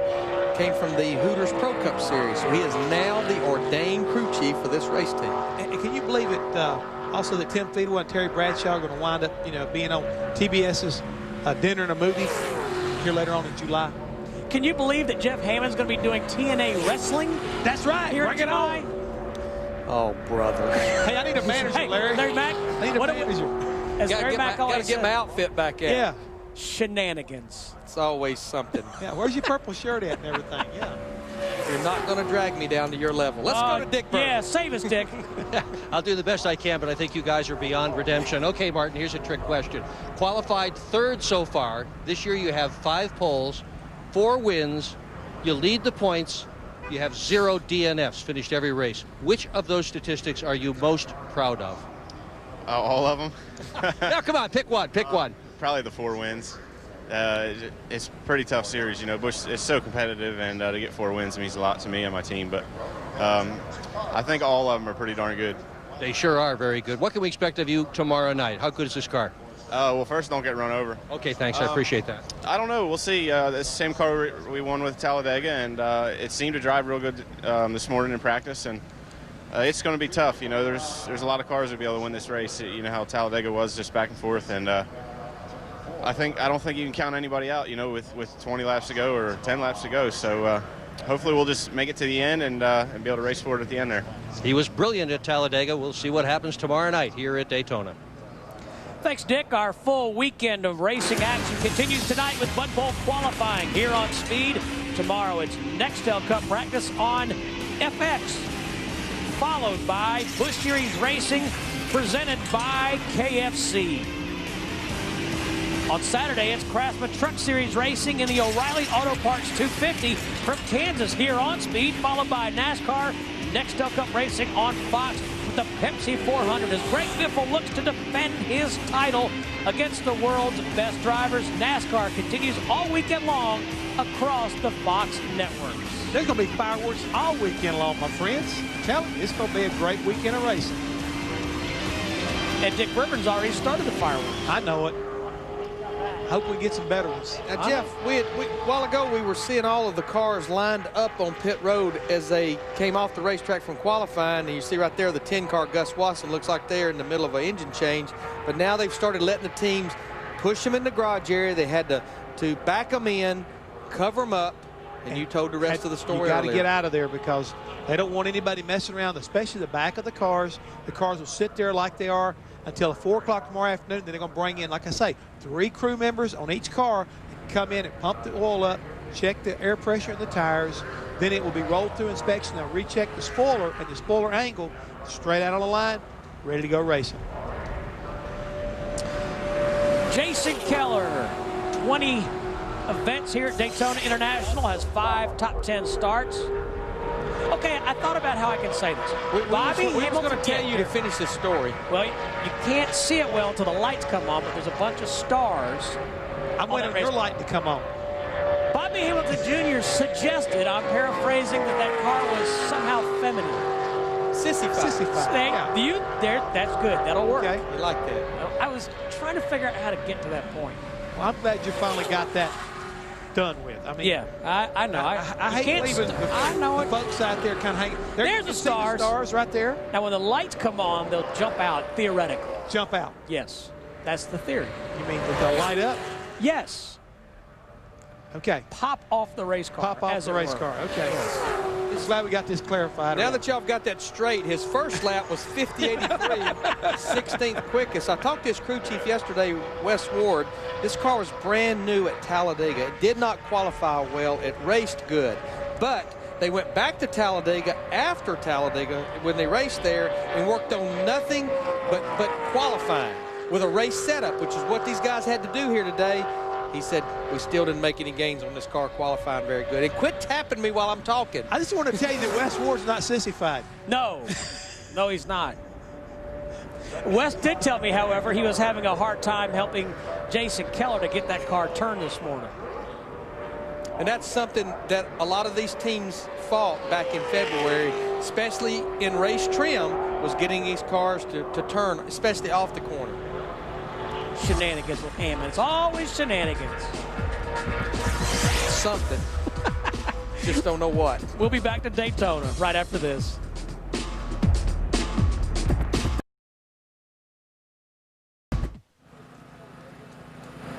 And Michael Waltrip is about ready to make his qualifying run.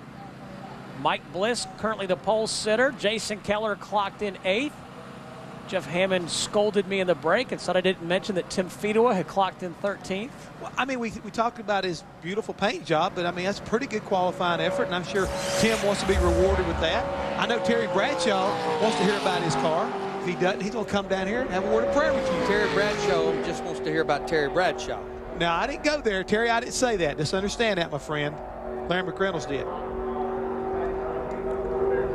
I'm going to say what DW says. I'm not putting a dog in that fight.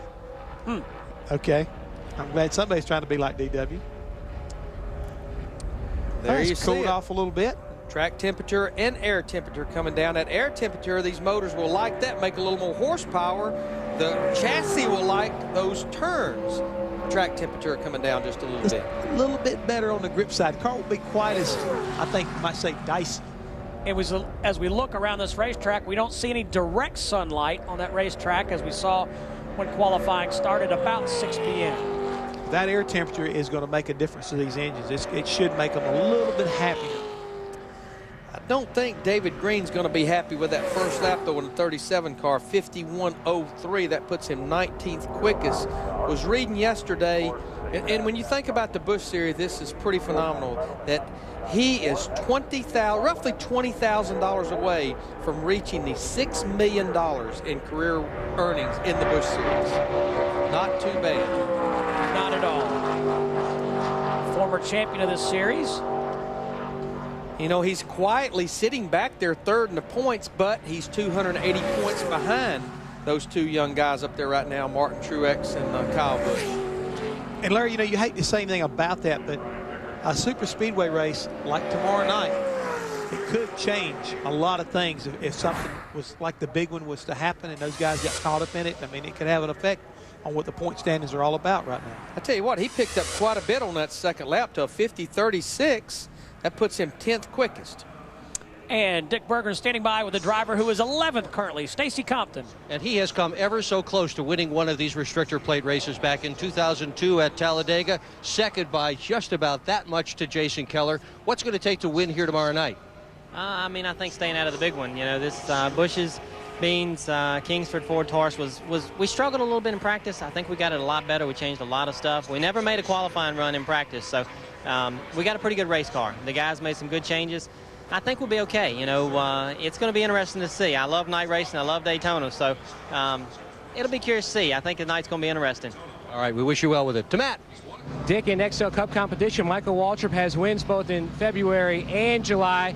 but 4 times you have finished second with the Busch car here at Daytona. Does it feel like this weekend's the weekend you break that? Well, we hope. The Aaron's car was just so good here last July, and we ran into a buzzsaw in Dale Jr. He led every lap. We couldn't do anything with him, but we were right there, so hopefully we can step it up and get us a win here.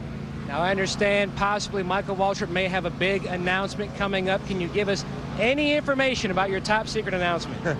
Yeah, I will, Matt, because it's you and you're so kind. We're going to run a marathon in Vegas in January, and we're going to raise $1 million for the Victory Junction Gang Camp. A lot of times when something's new, a lot of people are tuned into it and they give money, but the camp needs to be a marathon of giving for a long time to come. And so for the next 5 years, I've committed to run a marathon and try to raise $1 million each year for the camp so that the children can go there and enjoy that wonderful facility that the Petties have put together. Aaron's is kicking in with a big donation to get us jump started on our goal to get to $1 million. And I can't think of a better sponsor in the garage area. They make commercials, they sponsor cars, and they're going to step up and be a big part of our charity announcement on Saturday we're going to make. Now, what about Michael Waltrip's racing team up in Sherrills Ford, the Sherrills Ford Posse? I understand a lot of big things could be happening up there as well. You working on some different things for the future? Well, we're doing we bought a couple of ASA cars, then they announced the ASA's closing down. So I'm not sure how that's going to work, but we're going to use them to test with. We've got a couple of drivers that we want to try out. And so we're going to Michael Waltrip's driver development program? That's it. It's a step in that direction. Ken Butler, the president of Aaron's, wants to be a mainstay in the Busch Series for a long time to come. And so we got to find a driver to drive that car for a long time to come. And this is our first step in that process. Then, of course, we've got Kenny here running an Aaron's car tomorrow or Saturday night in the Cup race. And then the Napa car has AAA on it with a groovy paint scheme. And then I got this C2 uniform on. So I got a lot of stuff going on. But, Matt, I just want to say quickly, in order to raise $1 million for this marathon, we need it $10 at a time from the fans and the people that have stepped up, traditionally in NASCAR. And we're going to get them involved in the giving and the marathon as well. $1 million. That's going to be great for the camp. I've been up there several times before, during, and even after completion. And what a very special place. A lot of kids are going to get enjoyment out of that place for years and years to come. And Steve and guys up in Newton, we've talked about it. Now the camp is open. Now it's going to take between $3 and $5 million a year to keep that camp running. So campers do not have to pay to go to camp. They can just go and have fun. Yeah, thanks a lot, Matt. And Kyle Petty explained to us on trackside last week that all the expenses are covered for the kids that come up there. Now, we've been talking about the spoiler angle, Steve, and this is the process that goes on. They park every car in the same place on pit road, and they use this machine right here. It weighs about 17 pounds, and it accomplishes two things. You see him clamp it. That makes sure the spoiler is the right thickness and not too thin. You see these braces back here. It has to have 6 braces located in a specific place. And also, the biggest thing they're checking is the angle. You heard me mention earlier, has to be minimum 70 degrees, maximum 71 degrees. He checks it in about 6 spots. What you'll notice each team doing, they have to raise it. You always wanted to go out there with the spoiler down just a little bit. The less angle, the less drag the car has. So you see right there, the team members having to adjust it every time he checks it to get it up to at least 70 degrees. It's a process every car has to go through. Shane Hall clocked in 21st. Michael Waltrip was talking about his racing and terrific fundraising efforts. On the racetrack right now, Kim Crosby, sponsored by Boudreaux's Butt Paste. Heyman also endorses their products. Imagine that. You know, as I walked by this car yesterday, the neatest thing I noticed is it has above the door where the driver's name goes, Kim Crosby, but it had co-pilot Tyler Almquist, and what he is a 15-year-old little boy from Massachusetts that's battling cancer. But how his name got there is Racing.com had a lottery to have a person's name put on the car, and this gentleman that won the lottery, he gave it up to let Tyler have his name be put up there. And he was supposed to be here this weekend for the race, but he just had a round of chemo, so he won't be able to attend that race. So Tyler Almquist, if you're listening in, our prayers are with you and wish you could be here and wish you well. Now, see, that's the good thing you should say about Kim Crosby in the 51 car. And the comment that my other compadre made, I will take basically the DW stance. I'm not getting my dog in that fight. Do you know what butt paste is? You know what? It's You've like had you said, children. I don't know anything about what you're talking about. It's for diaper rash. Okay, I wouldn't know anything about that, but you should know with all the whiners and criers you have to deal with all the time. What I do know is Kim Crosby ended up 24th quickest at a 51.34 Exactly. her second lap. You guys.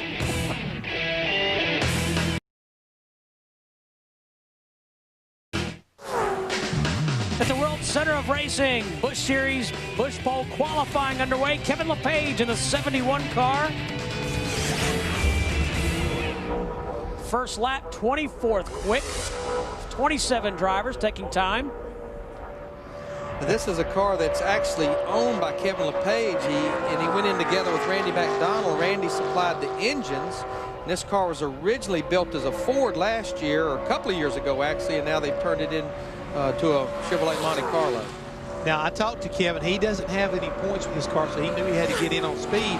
And if you notice, the car right now is pretty warm and coming for his second lap. He needs to pick up a little bit to make sure he gets in the race. And he also told me he didn't get a chance to do a lot of drafting. So this setup underneath his car is not only a little bit questionable, but he is now up far enough. He will be in the race tomorrow night. So hang on to her, big boy. Yeah, I see a lot of cars right there, 19th, 20th, 21st. Kevin LePage, Justin Ashburn, Larry Hollenbeck that had to get in on time. Those three cars have beat 7 cars now, so they will race tomorrow night. 47 car. Robert Presley getting up to speed. Has that Robert Yates horsepower. You see him right there moving to the inside because Kevin LePage, he's at the end of the backstretch, so a lot like we saw Casey Kane there. You see Kevin right there not running very fast, but still maybe gets just a little bit of draft to build that speed up as you come to the green. It's all about momentum. And the biggest thing, you know, you'll hear the drivers say, I don't mean anything here qualifying. It's all about my equipment. It's about my aero on my car, my horsepower. But things that driver has to do, he has to get off pit road, go through the gearbox, get up to speed as quick as he can. And with this restrictor plate, he has to be so careful and not move that steering wheel. Anytime you move that steering wheel, that means the wheels are turning and it's scrubbing speed off. So you want to be so, you know, focused on not turning that steering wheel but a very little amount. You got to say, you got to be precise. Exactly. Hit your marks. Exactly. Presley down into turn 3. This is a team that they've had such bad luck. I mean, they just need a good run. Their best finish this year was 11th at Nashville. Speaking of bad luck, you think when Steve and I said that together that we jinxed ourselves? All I know is I wasn't part of it. That's all that counts. Are you scared, Larry Mack? I'm scared. That's okay. DW be here in a minute. He'll bail you out. I'm going to tell you what. That first lap for Robert Presley, 50.03, that is by far the quickest lap that we've seen. Now, he's going to need to pick up a little over a half a second, but we've seen cars that at least pick that much up. So this is going to be a good lap for Robert. It should put him up into the top 2 or 3, if not a contender for the pole against Mike Bliss. Makes you wonder if that little rundown on Kevin LePage helped him or not. Definitely didn't hurt him any. They have not tested this car since they raced it at Talladega, but they've been in the wind tunnel. Look like they've made some improvements. He comes off turn 4. Let's see if he can do it here. Weather's getting better. Cars are getting faster. Track is cooler. Second quickest. Survey Just said by 3/100ths of a second. Matt Yoakum. I've got one name for you guys, Dan Deringhoff. Used to be the car chief at RCR on the 21 car and the 2. He's gone over to help these guys out as the crew chief, and you're seeing the results. I just believe you are, Matt. Hit that one right there, right nail on the head real quick. Ron Hornaday getting set to make his qualifying run. We'll be right back.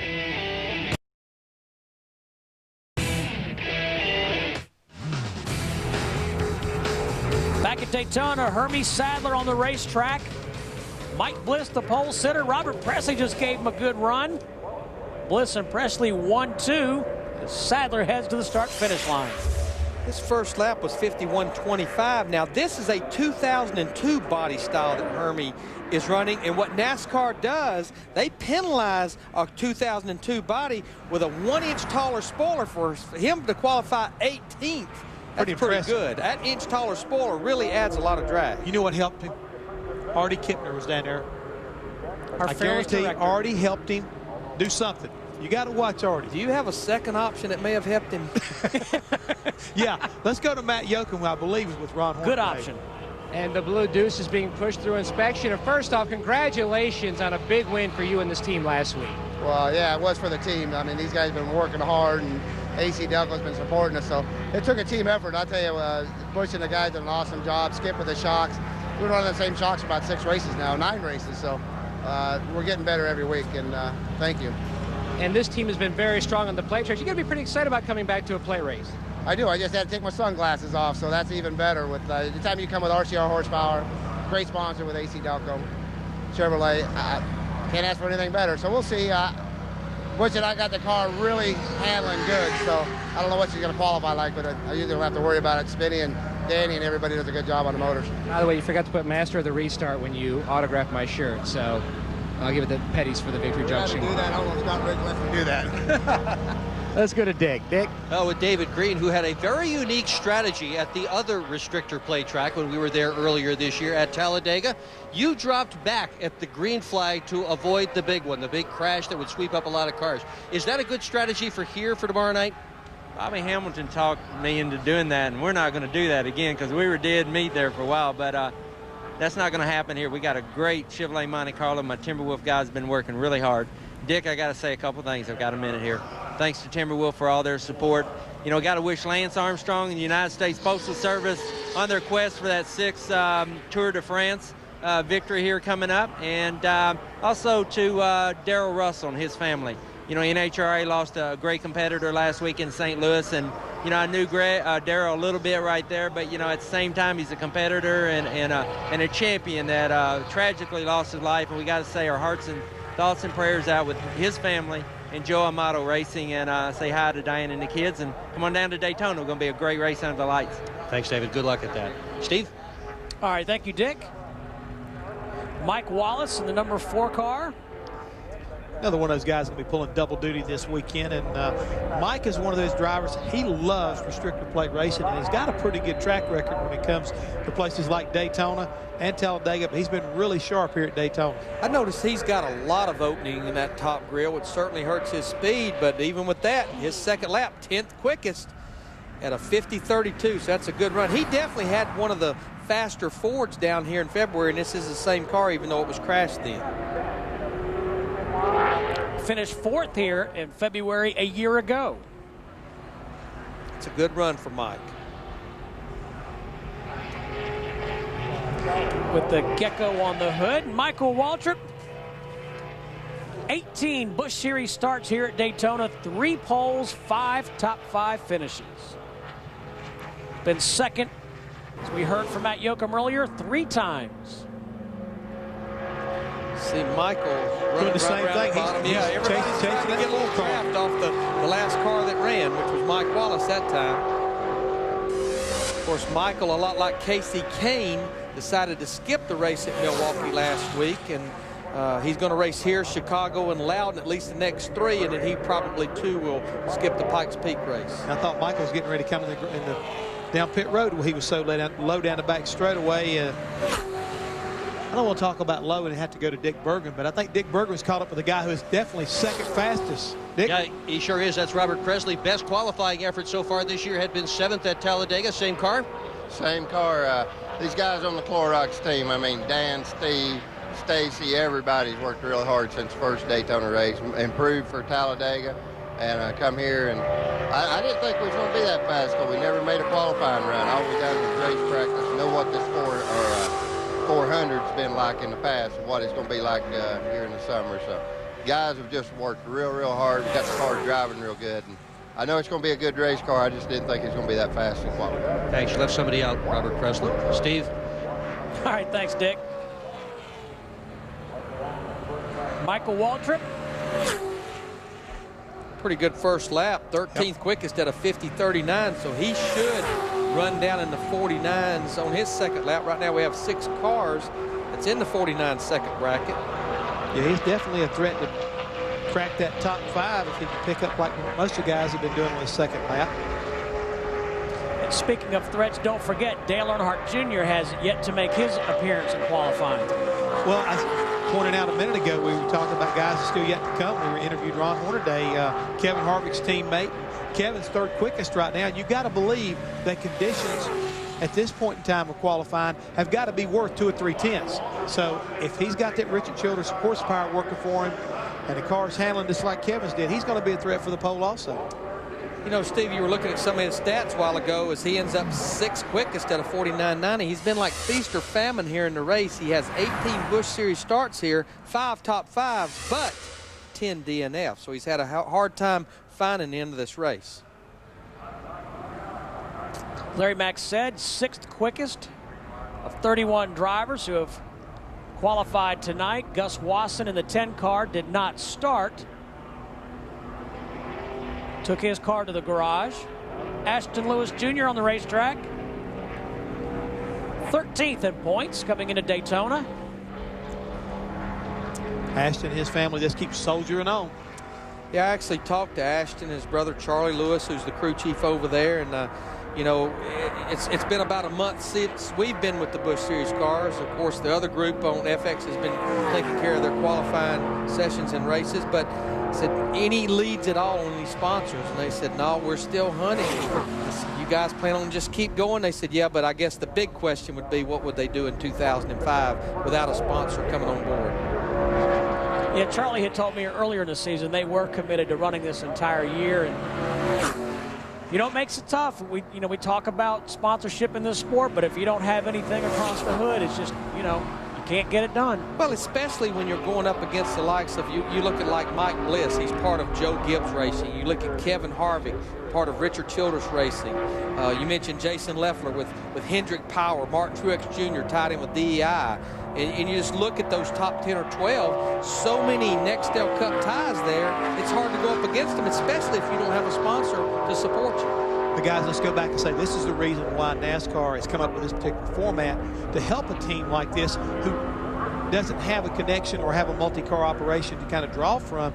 This is where that exotic oil and those special hubs, all those little things that kind of go into sometimes putting you further back in the pack or either knocking you out of a race come into play. Well, right now, Ashton Lewis and his family have an opportunity, and after that first lap, he's 21st quick.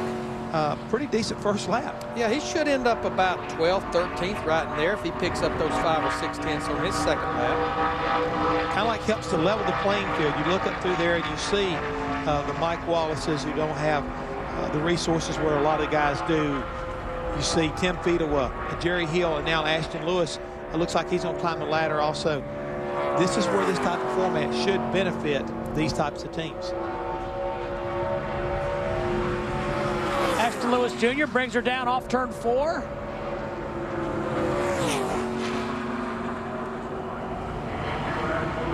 See what he can do here as he completes his second lap. First lap was 50.73, wow. 50.21, 10th quickest, but he picks up a half a second. So if you're just sitting there watching at home, there's a great race car you can get your name on right there. I'm sure these boys would be glad to take any help they can get.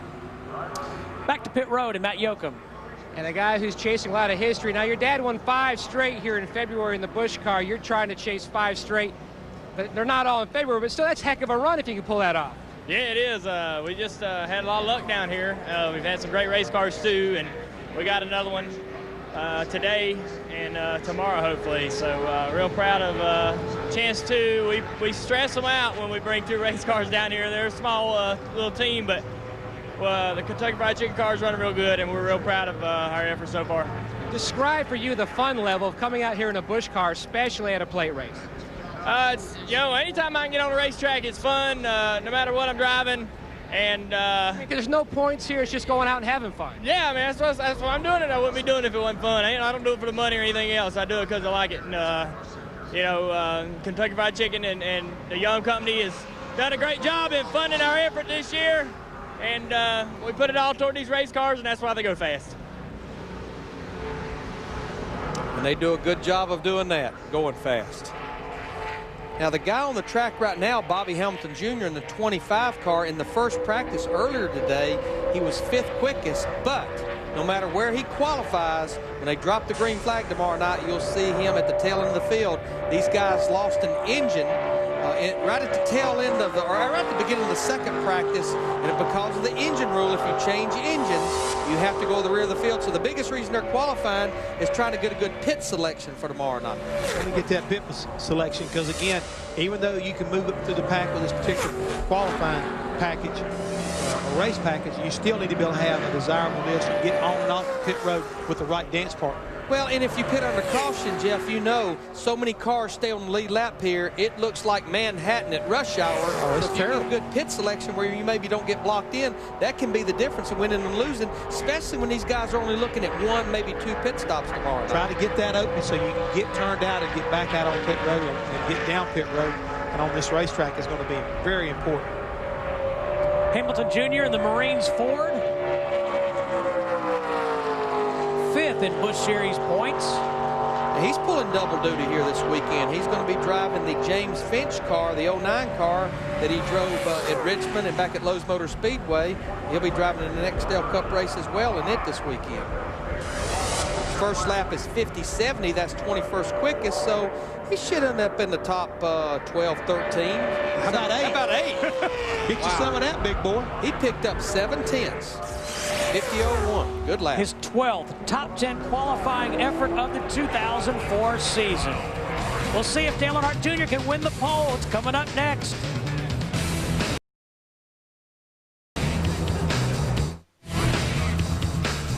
It is dusk at Daytona Beach, Florida. We're at the Daytona International Speedway, where Mike Bliss currently sits atop the pole position, but Dale Earnhardt Jr. has yet to make his run. Keith Burton in the 79 car. He's got pressure trying to make his Busch Series debut. No provisionals for Keith Merck, 23rd. No problems for him. He'll race tomorrow night. Dick Bergen with Michael Waltrip. No problem for him either. He is going to be in the race with this abbreviated practice situation. Do you like it? Does it favor you?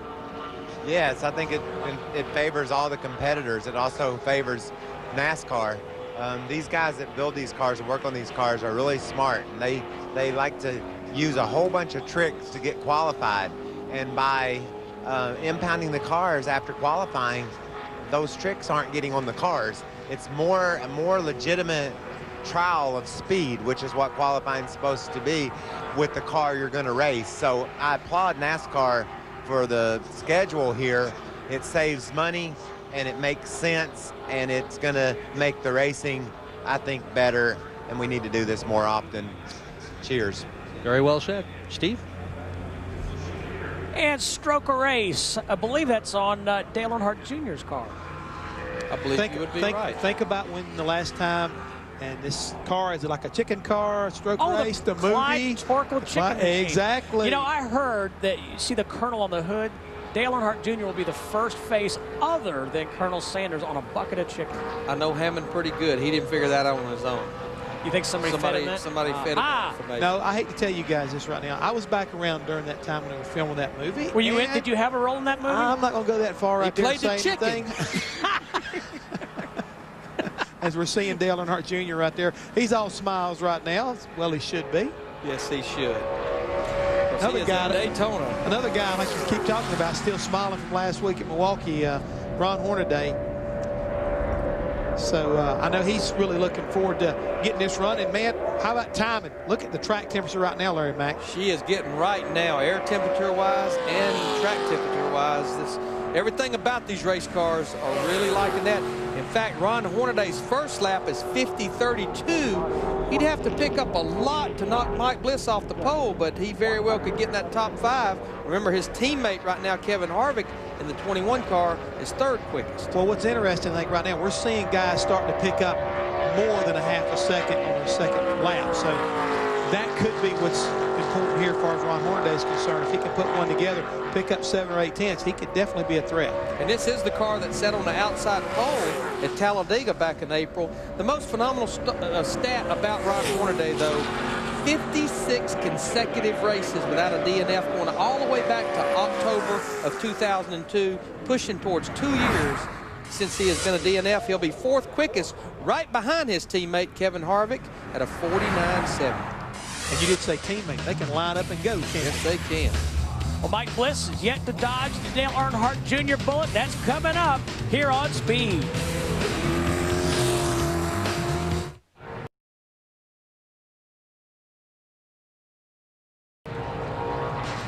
C.W. Smith from Williamsport, Pennsylvania, taking time here at the Daytona International Speedway.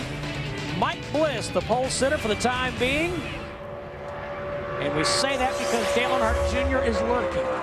C.W. Smith in the 67 car, he's one of the cars that really needs to get it in the top 38 because he has no provisionals available. He's going to need to pick up a good 6/10 to lock himself into this race tomorrow night. 51.77 on that first lap, 35th quickest out of 37 cars. Let's see if CW can pick it up. 29th quickest. That puts him in. He's in. He's locked in. So he will race tomorrow night. I think that weather's kind of coming into play here, Larry Mack. And you made mention about Dale Earnhardt Jr. Well, let's don't forget, we got a couple other guys sitting back there like Kyle Busch, our young man driving for Hendrick Motorsports. He had a pretty good qualifying effort or practice early on, as well as Robbie Gordon. And you know that you talk about the weather. That's what makes Mike Bliss and Kevin Harvick's run so good. Oh, very regardless of where they end up, because they went very early in this qualifying session. Hold the phone, boys. What? Here comes the turtle. Fear the turtle, Jeff Hammond. I know it. I knew it was going to happen. Jimmy Kitchens in the University of Maryland car. And why are you so proud of that? Because I'm a graduate of that institution of higher learning. You did graduate? I did. What'd you wager in? Getting out?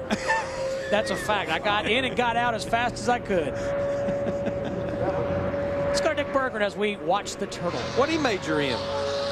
Who, He's the a turtle doctor. or me? He's a doctor. He's a doctor. Oh, okay. Doctor of dirt.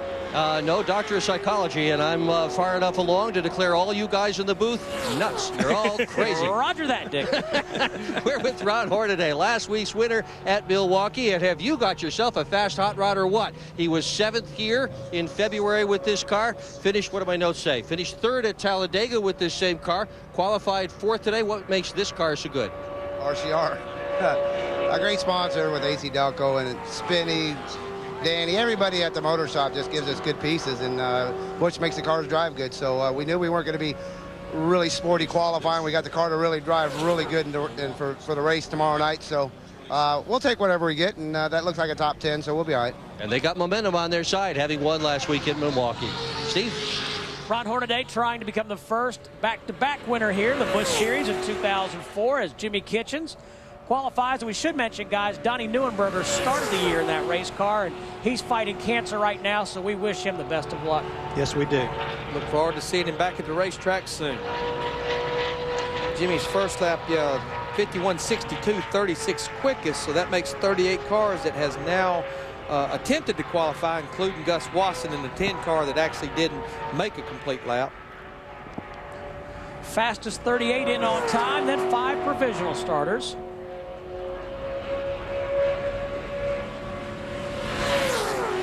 Car looks pretty good. Just a matter, he needs to pick up a little bit now, Larry. He needs to pick up about a half a second or so to kind of get himself solid up here in the field.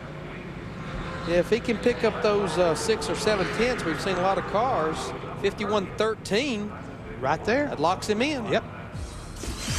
So fear the turtle, Jeff Hammond. He came back, man. That's it. Starting to worry me a little bit. Busch Series qualifying continues right after this.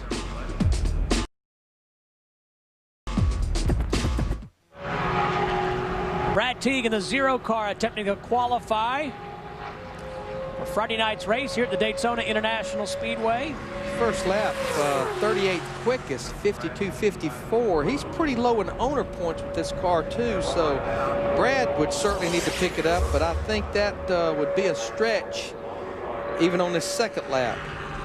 Yeah, he picks up quite a bit on the stopwatch, but he stays 38th quickest. So right now he's on the bubble, and Gus Wasson in the 10 car, which is actually a team car to the 0 car, has been bumped, but we're quite sure Gus Wasson will have a provisional start.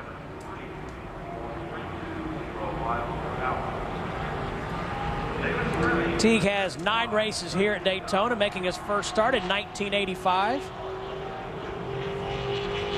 David Stremme on the racetrack. The latest Busch pole winner on the Busch Series sat on the pole last weekend at Milwaukee. 14th in points. He's got 4 top 5s and 8 top 10 finishes. That was by far his best overall weekend, I think, last weekend. Sat on the pole, finished 2nd. Comes here with Ernie Elliott engine, horsepower under the hood of that car. See the car bottom out just a little bit there. See the sparks fly out beneath the tailpipes. Again, going back to what you said earlier about this racetrack is not a very smooth racetrack. A lot of bumps. I'd say later on tonight in Nextel Cup qualifying, when the lights are on and it's dark, you'll see sparks flying out from underneath those cars, especially down in the bump in 1 and 2. You would think somebody started the fireworks early. It's been an up and down year for Stremme. Finished 9th the week before his good run at Milwaukee and at Kentucky. But prior to that, he had finishes of 34th and 35th. So it's just been, they can't find that consistency. The performance has been there on many occasions, but not the consistency. And you got to have that. I mean, that's what everybody works toward. Some guys find it quicker than others. And how you respond to that adversity, I think, again, shows the character of the team. Once again, to see the car bottom out real hard up at the top part of exiting turn 4. And, you know, I think you're going to see a lot of the cars touch the racetrack, but you don't want to bottom out too hard because it'd be almost like putting the brakes on the race car. His first lap, 34th quickest at a 51.25. That will bump Brad Teague out of the top 38, put Derek Cope on the bubble. Now, Larry, he was pretty high coming off the 4th. As you see again, as he goes to the bottom, the car is still bottoming out, hitting those tailpipes. And all that does is not only slow the car down, but definitely distracts the driver. Takes his focus away. Makes him mad. You know, they've been pretty solid at the restrictor plate racetracks this year with this very car. They had a top 10 finish here in February, finished 6th. They had a good run going at Talladega and run out of fuel late in the race.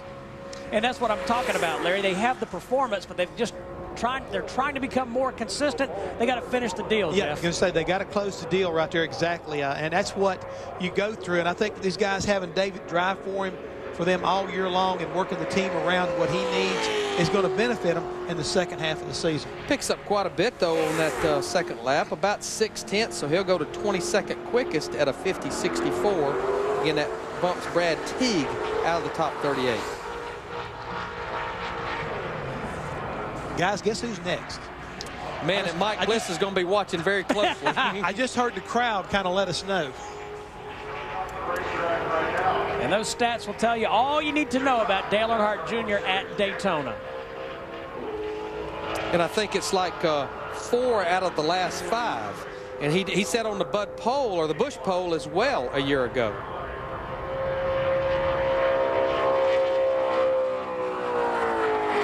Remember, in the Cup Series, DEI, Dale Earnhardt Incorporated, has won 10 of the last 14 restrictor plate races. This is unbelievable how stout they are when it comes to here. And what's so interesting about that, you can run good, but at the same time, you got to have some luck. Because a lot of times you got to miss the big one.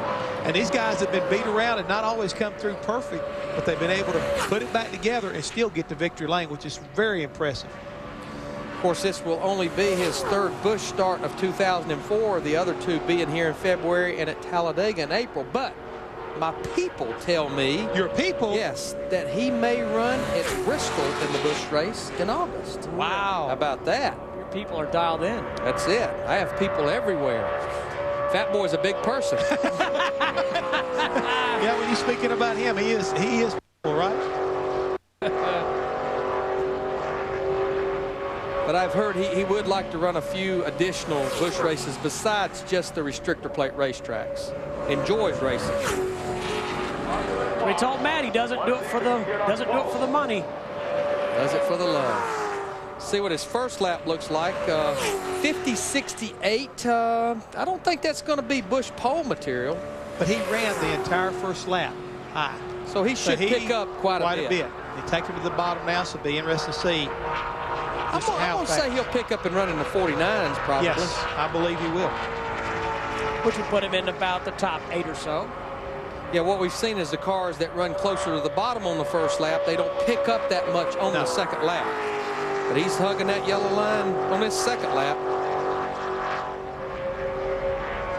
And this is the same car that he raced here and won with in February. Finished second at Talladega to the car that he owns, Martin Truex, as he heads toward the start-finish line. Let's see what he's going to do. Really good off of turn 4. Didn't make it. 50.09. 10th quickest for Dale Earnhardt Jr. So Mike Bliss breathes a little easier. A whole lot easier. He's only got a couple more really big horses that's coming at him. One of them, like I say, is Kyle Busch. And look at that, Jeff. Junior has won 6 of the last 12 Cup restrictor plate races. Half of them. That's amazing. Again, you've got to be good, but you've got to be lucky. And these guys have been able to do both. Yeah, I mean, DEI, when you're talking about Nextel Cup, they've won 10 of the last 14. Pretty much sums it up. Yes, sir. If you're going to have to go to Las Vegas this weekend and maybe place a little wager, wouldn't be a bad bet. A good place to start. Now, Mike Bliss isn't breathing that easy because young Kyle Busch there, that Hendrick Motorsports Chevy, has a pole this year at Darlington, Texas, Richmond, and Nazareth. I talked to Lance McGrew after both the practice sessions, and they were caught off guard just a little bit because in that first practice, they went out there, as you see his stats this season right there. It almost mirrors Martin Truex's stats right there.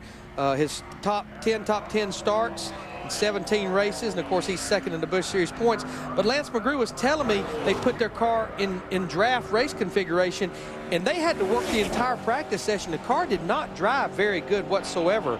They were very much caught off guard by the way it was driving. And in the first practice, as you said, Larry, I was standing by them. They spent a lot of time in that garage with a lot of guys looking under the hood. And he won the ARCA race here in February, which was his first start in a stock car on this racetrack. You know, I was real curious. I talked to Lance McGrew also about their run in Milwaukee last week. Qualified really good, but he finished 16th. And what happened, Jeff, I guess he spun out on his second qualifying lap up there, and they didn't want to take a chance of changing the tires. They felt like the tires were okay because if you change them, they had to go to the rear of the field because it was a format just like here. Those tires were in trouble when they dropped that green flag Saturday night. You know just as well as I do, man, you got to have those Goodyears hooked up, all 4 of them, so you got to be careful when you see what happens there. He's another one of those guys who elected to run all the way around to the top until he got over exiting turn 4, and he cut her to the bottom.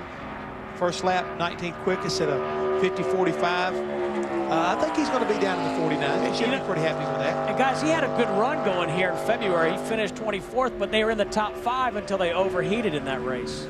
But that has been his worst finish of the year. Yep. Kyle Busch headed to the start-finish line in the checkered flag. He should go down in the 49s, I would think. Let's see what he does here. Yep, 49.87, 7th quickest. Dick Bergen standing by with Dale Earnhardt Jr. Well, a lot of people thought Dale Earnhardt Jr. was going to win the pole. After all, he was quickest in practice today. What'd you think? Well, I knew more than everybody else, I guess, because I didn't think we had a good car for qualifying. We never really have qualified good this year with this car. We were 10th in February and 7th at Talladega, so it's about par for this car. It just goes right to the front, though, when you drop the rag on race day, so we should be good. Okay, we'll watch for that tomorrow night. Thanks. All right, thanks, Dick. Robbie Gordon on the racetrack. See, he qualified 5th here in February and actually had a great run, ended up finishing 3rd with his RCR engines. And what we have to remember right now, the RCR engine, Richard Childress Racing engines right now are 3rd and 4th with Kevin Harvick and Ron Hornaday. Interesting enough, I was standing and talking to Kevin Harvick early this morning. Robbie came over and I was asking these guys, I said, have you got anything for the DEI guys? and they both looked at me and about the same time said, together, yes, apart, no. So I really look for the DEI guys to have their hands full for when it comes to RCR guys tomorrow night. I believe they're going to kind of like, got a game plan. If we can work together, we can go up here and lead this race and possibly dethrone these guys. And you know, this tomorrow night, it's somewhat of a short race. I mean, 100 laps, 250 miles. I mean, you've got to get her done in a hurry. And with this package, I mean, it seems like time flies by when you get things going along here as far as when you get to racing. You know, we've been talking about Robbie Gordon's Busch team a lot this year with what they've accomplished. Of course, they started out running all the races that the better their finishes got, and then they elected to kind of abort the full schedule. But this team has only tested one time this year, and that was back here in January. You hear about all these teams testing all these places. They've tested one time, and his first lap, it's a good one, 50-23, 15th quickest. He should qualify up there with his teammates, Ron Hornaday and Kevin Harvick. Should be right there, but again, watch that 55 car. It's bottoming out. May not be knocking a lot of speed out of this car, but it could be distracting Robbie as far as being smooth with this wheel.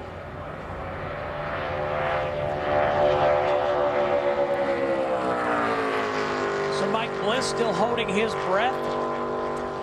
You know, Jeff, one thing that the teams do here that they could do for qualifying and it wouldn't affect their race package is they'll take a screwdriver and kind of push those brake pads back just a little bit to take drag off the rotors. And Walter Cox was telling me a lot of the drivers will not comment about their runs, but the crew chiefs are reminding them after they take the checkered flag, as Robbie Gordon's ends up 4th quickest, to pump those brakes up before you get back around. Trying to keep whatever kind of drag you can off that race car, and the brakes is a really good place to be looking. It's worth a lot. And speaking of breaks, we'll take one now. Be a good time, too. Come back to see if Mike Bliss is your pole sitter.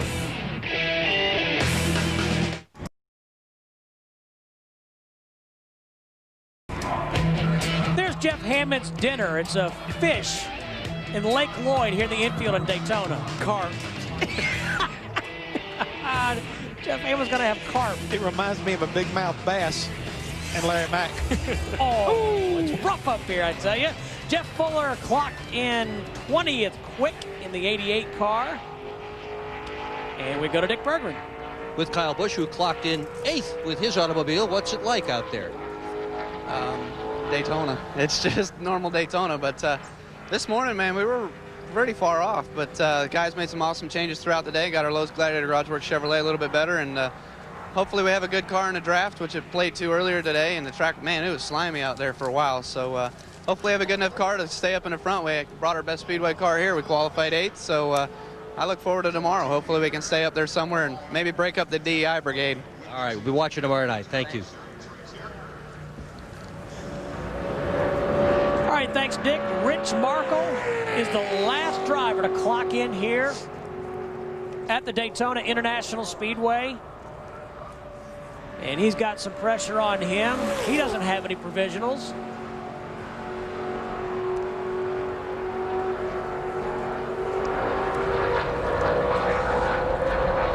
Go or go home for the 32-year-old from Fowlerville, Michigan. As we said earlier, we have 45 cars here, so 2 will go to the house. And right now, Jeff Spraker's pretty much probably holding his breath. He's 38th quickest right now. I've just been informed by Darrell Waltrip that Jeff Hammond also out of provisionals. I don't think he had any to begin with. I was getting ready to say, if I had any, I didn't realize it. Jeff was out of them a long time ago. Rich Markle will complete his first lap here. Let's see what he can do. 41st quickest at a 51.48. I believe he should be able to pick up enough to get into the top 38, but I think that's pretty much going to seal the deal for Mike Bliss to sit on this Busch pole. And again, what's impressive about Mike Bliss's run, we talked about it not that long ago, he was one of the earlier cars to go when the track and air temperature was pretty much up there. He definitely had to doggone sit on that hot stove, as DW would like to say. Well, see, he's sucking up to DW now. Because DW's in the booth. Good thing DW wasn't in the coach watching television earlier. Yeah. Boys, I'm not scared of DW. I'm scared of Stevie, but I'm not scared of DW. See if Rick Markle can pick it up enough to be in that top 38. He'll do it. 35th quickest, 51.11. Well, good for him and good for Mike Bliss, who is your pole sitter. Take a look at our front row. Robert Presley with a great run outside of Mike Bliss on the front row, and Matt Yoakum is with our pole sitter. For the second time this year, Steve, Mike Bliss scores a pole, Las Vegas, and now Daytona. How big is it winning a pole here at Daytona, Mike? Well, I mean, for myself, it's not as gratifying as the guys at the shop, the fabricators. But those guys put so much into this. You know, we don't put a lot of effort into this, but we just have real good equipment. And Mark Conquest has really done a lot of work on these motors. So the motor really ran good. I think that was a big part of it. But just those guys back at the shop really deserve this pole. We worked real hard today on race setup, never even worried about qualifying. So, you know, we probably gave up just like everybody else a little bit for our race trim. Well, now he's going to start for the 4th straight time here at Daytona in the top 10. First time ever on the pole. Steve? And we go back to Dick Berggren. With Robbie Gordon, who has qualified in the 4th position, and you have a terrific car, do you not? Finished 3rd here with the thing in Daytona in February, led the most laps at Talladega. What makes this car so strong? What makes the car strong? Well, I think there's a couple things. All the guys that work on the car back at the shop here at the racetrack, Bob Temple and his group of guys just do a great job week in and week out with the Fruit of the Loom Chevrolet. And, you know, Richard Childress Racing does us right on the engines at restrictor plate races for sure. You know, we ended up, what did we end up, 3rd, 4th, and 5th. So, you know, I'm hats off to Spinny and everybody over there at RCR Engines. And, you know, we barely missed the pole. But this is the same car that we led most of the laps at Talladega. And hopefully we fixed it where guys can't get to our back bumper as much. Well, tune in tomorrow night. This guy is fun to watch on a restrictor plate racetrack. He is exciting. Steve? All right, thanks, Dick. And it will no doubt be an exciting race as we take a look at our starting grid. I'm proud of Robert Presley. That's a great run for him and that race team. They needed something like this outside of row 1, but I see a lot of the Nextel Cup engine builders represented in that top 10. You've got Joe Gibbs, you got Hendrick, Richard Childress Racing, DEI, Robert Yates. And how about Casey Mears back there starting his first Busch race of the year? He was qualified 10th. And then you look back there a little further in the field, Dale Earnhardt Jr., you know he'll be coming to the front. There's another guy I'm sure will be coming to the front, Greg Biffle. I know he didn't anticipate qualifying that great, but when they drop that green flag, he'll be going to the front, I'm sure. Justin Labonte recovers from a flat tire earlier this morning. It's been a long day in the Busch Series garage. It opened at 7 a.m. How about row 21? A couple of females, Tina Gordon and Kim Crosby back there. And Mike Harmon, the last driver. Look, they're fishing for Hammond's dinner. I told him, boy, to have it ready when I get back. He's going to have surf and turf, a steak and a carp. Yeah, there you go. I'm sure he'll be joining these little boys down there by the lake. They're the boys that give Hammond his race notes. What a word got him. At least it ain't a fat boy. Hey, stick around. NASCAR Bud Bowl qualifying next from here in Daytona. Mike Joy and Darrell Waltrip will join you. Thanks for watching here at the Daytona International Speedway. Cup qualifying up next.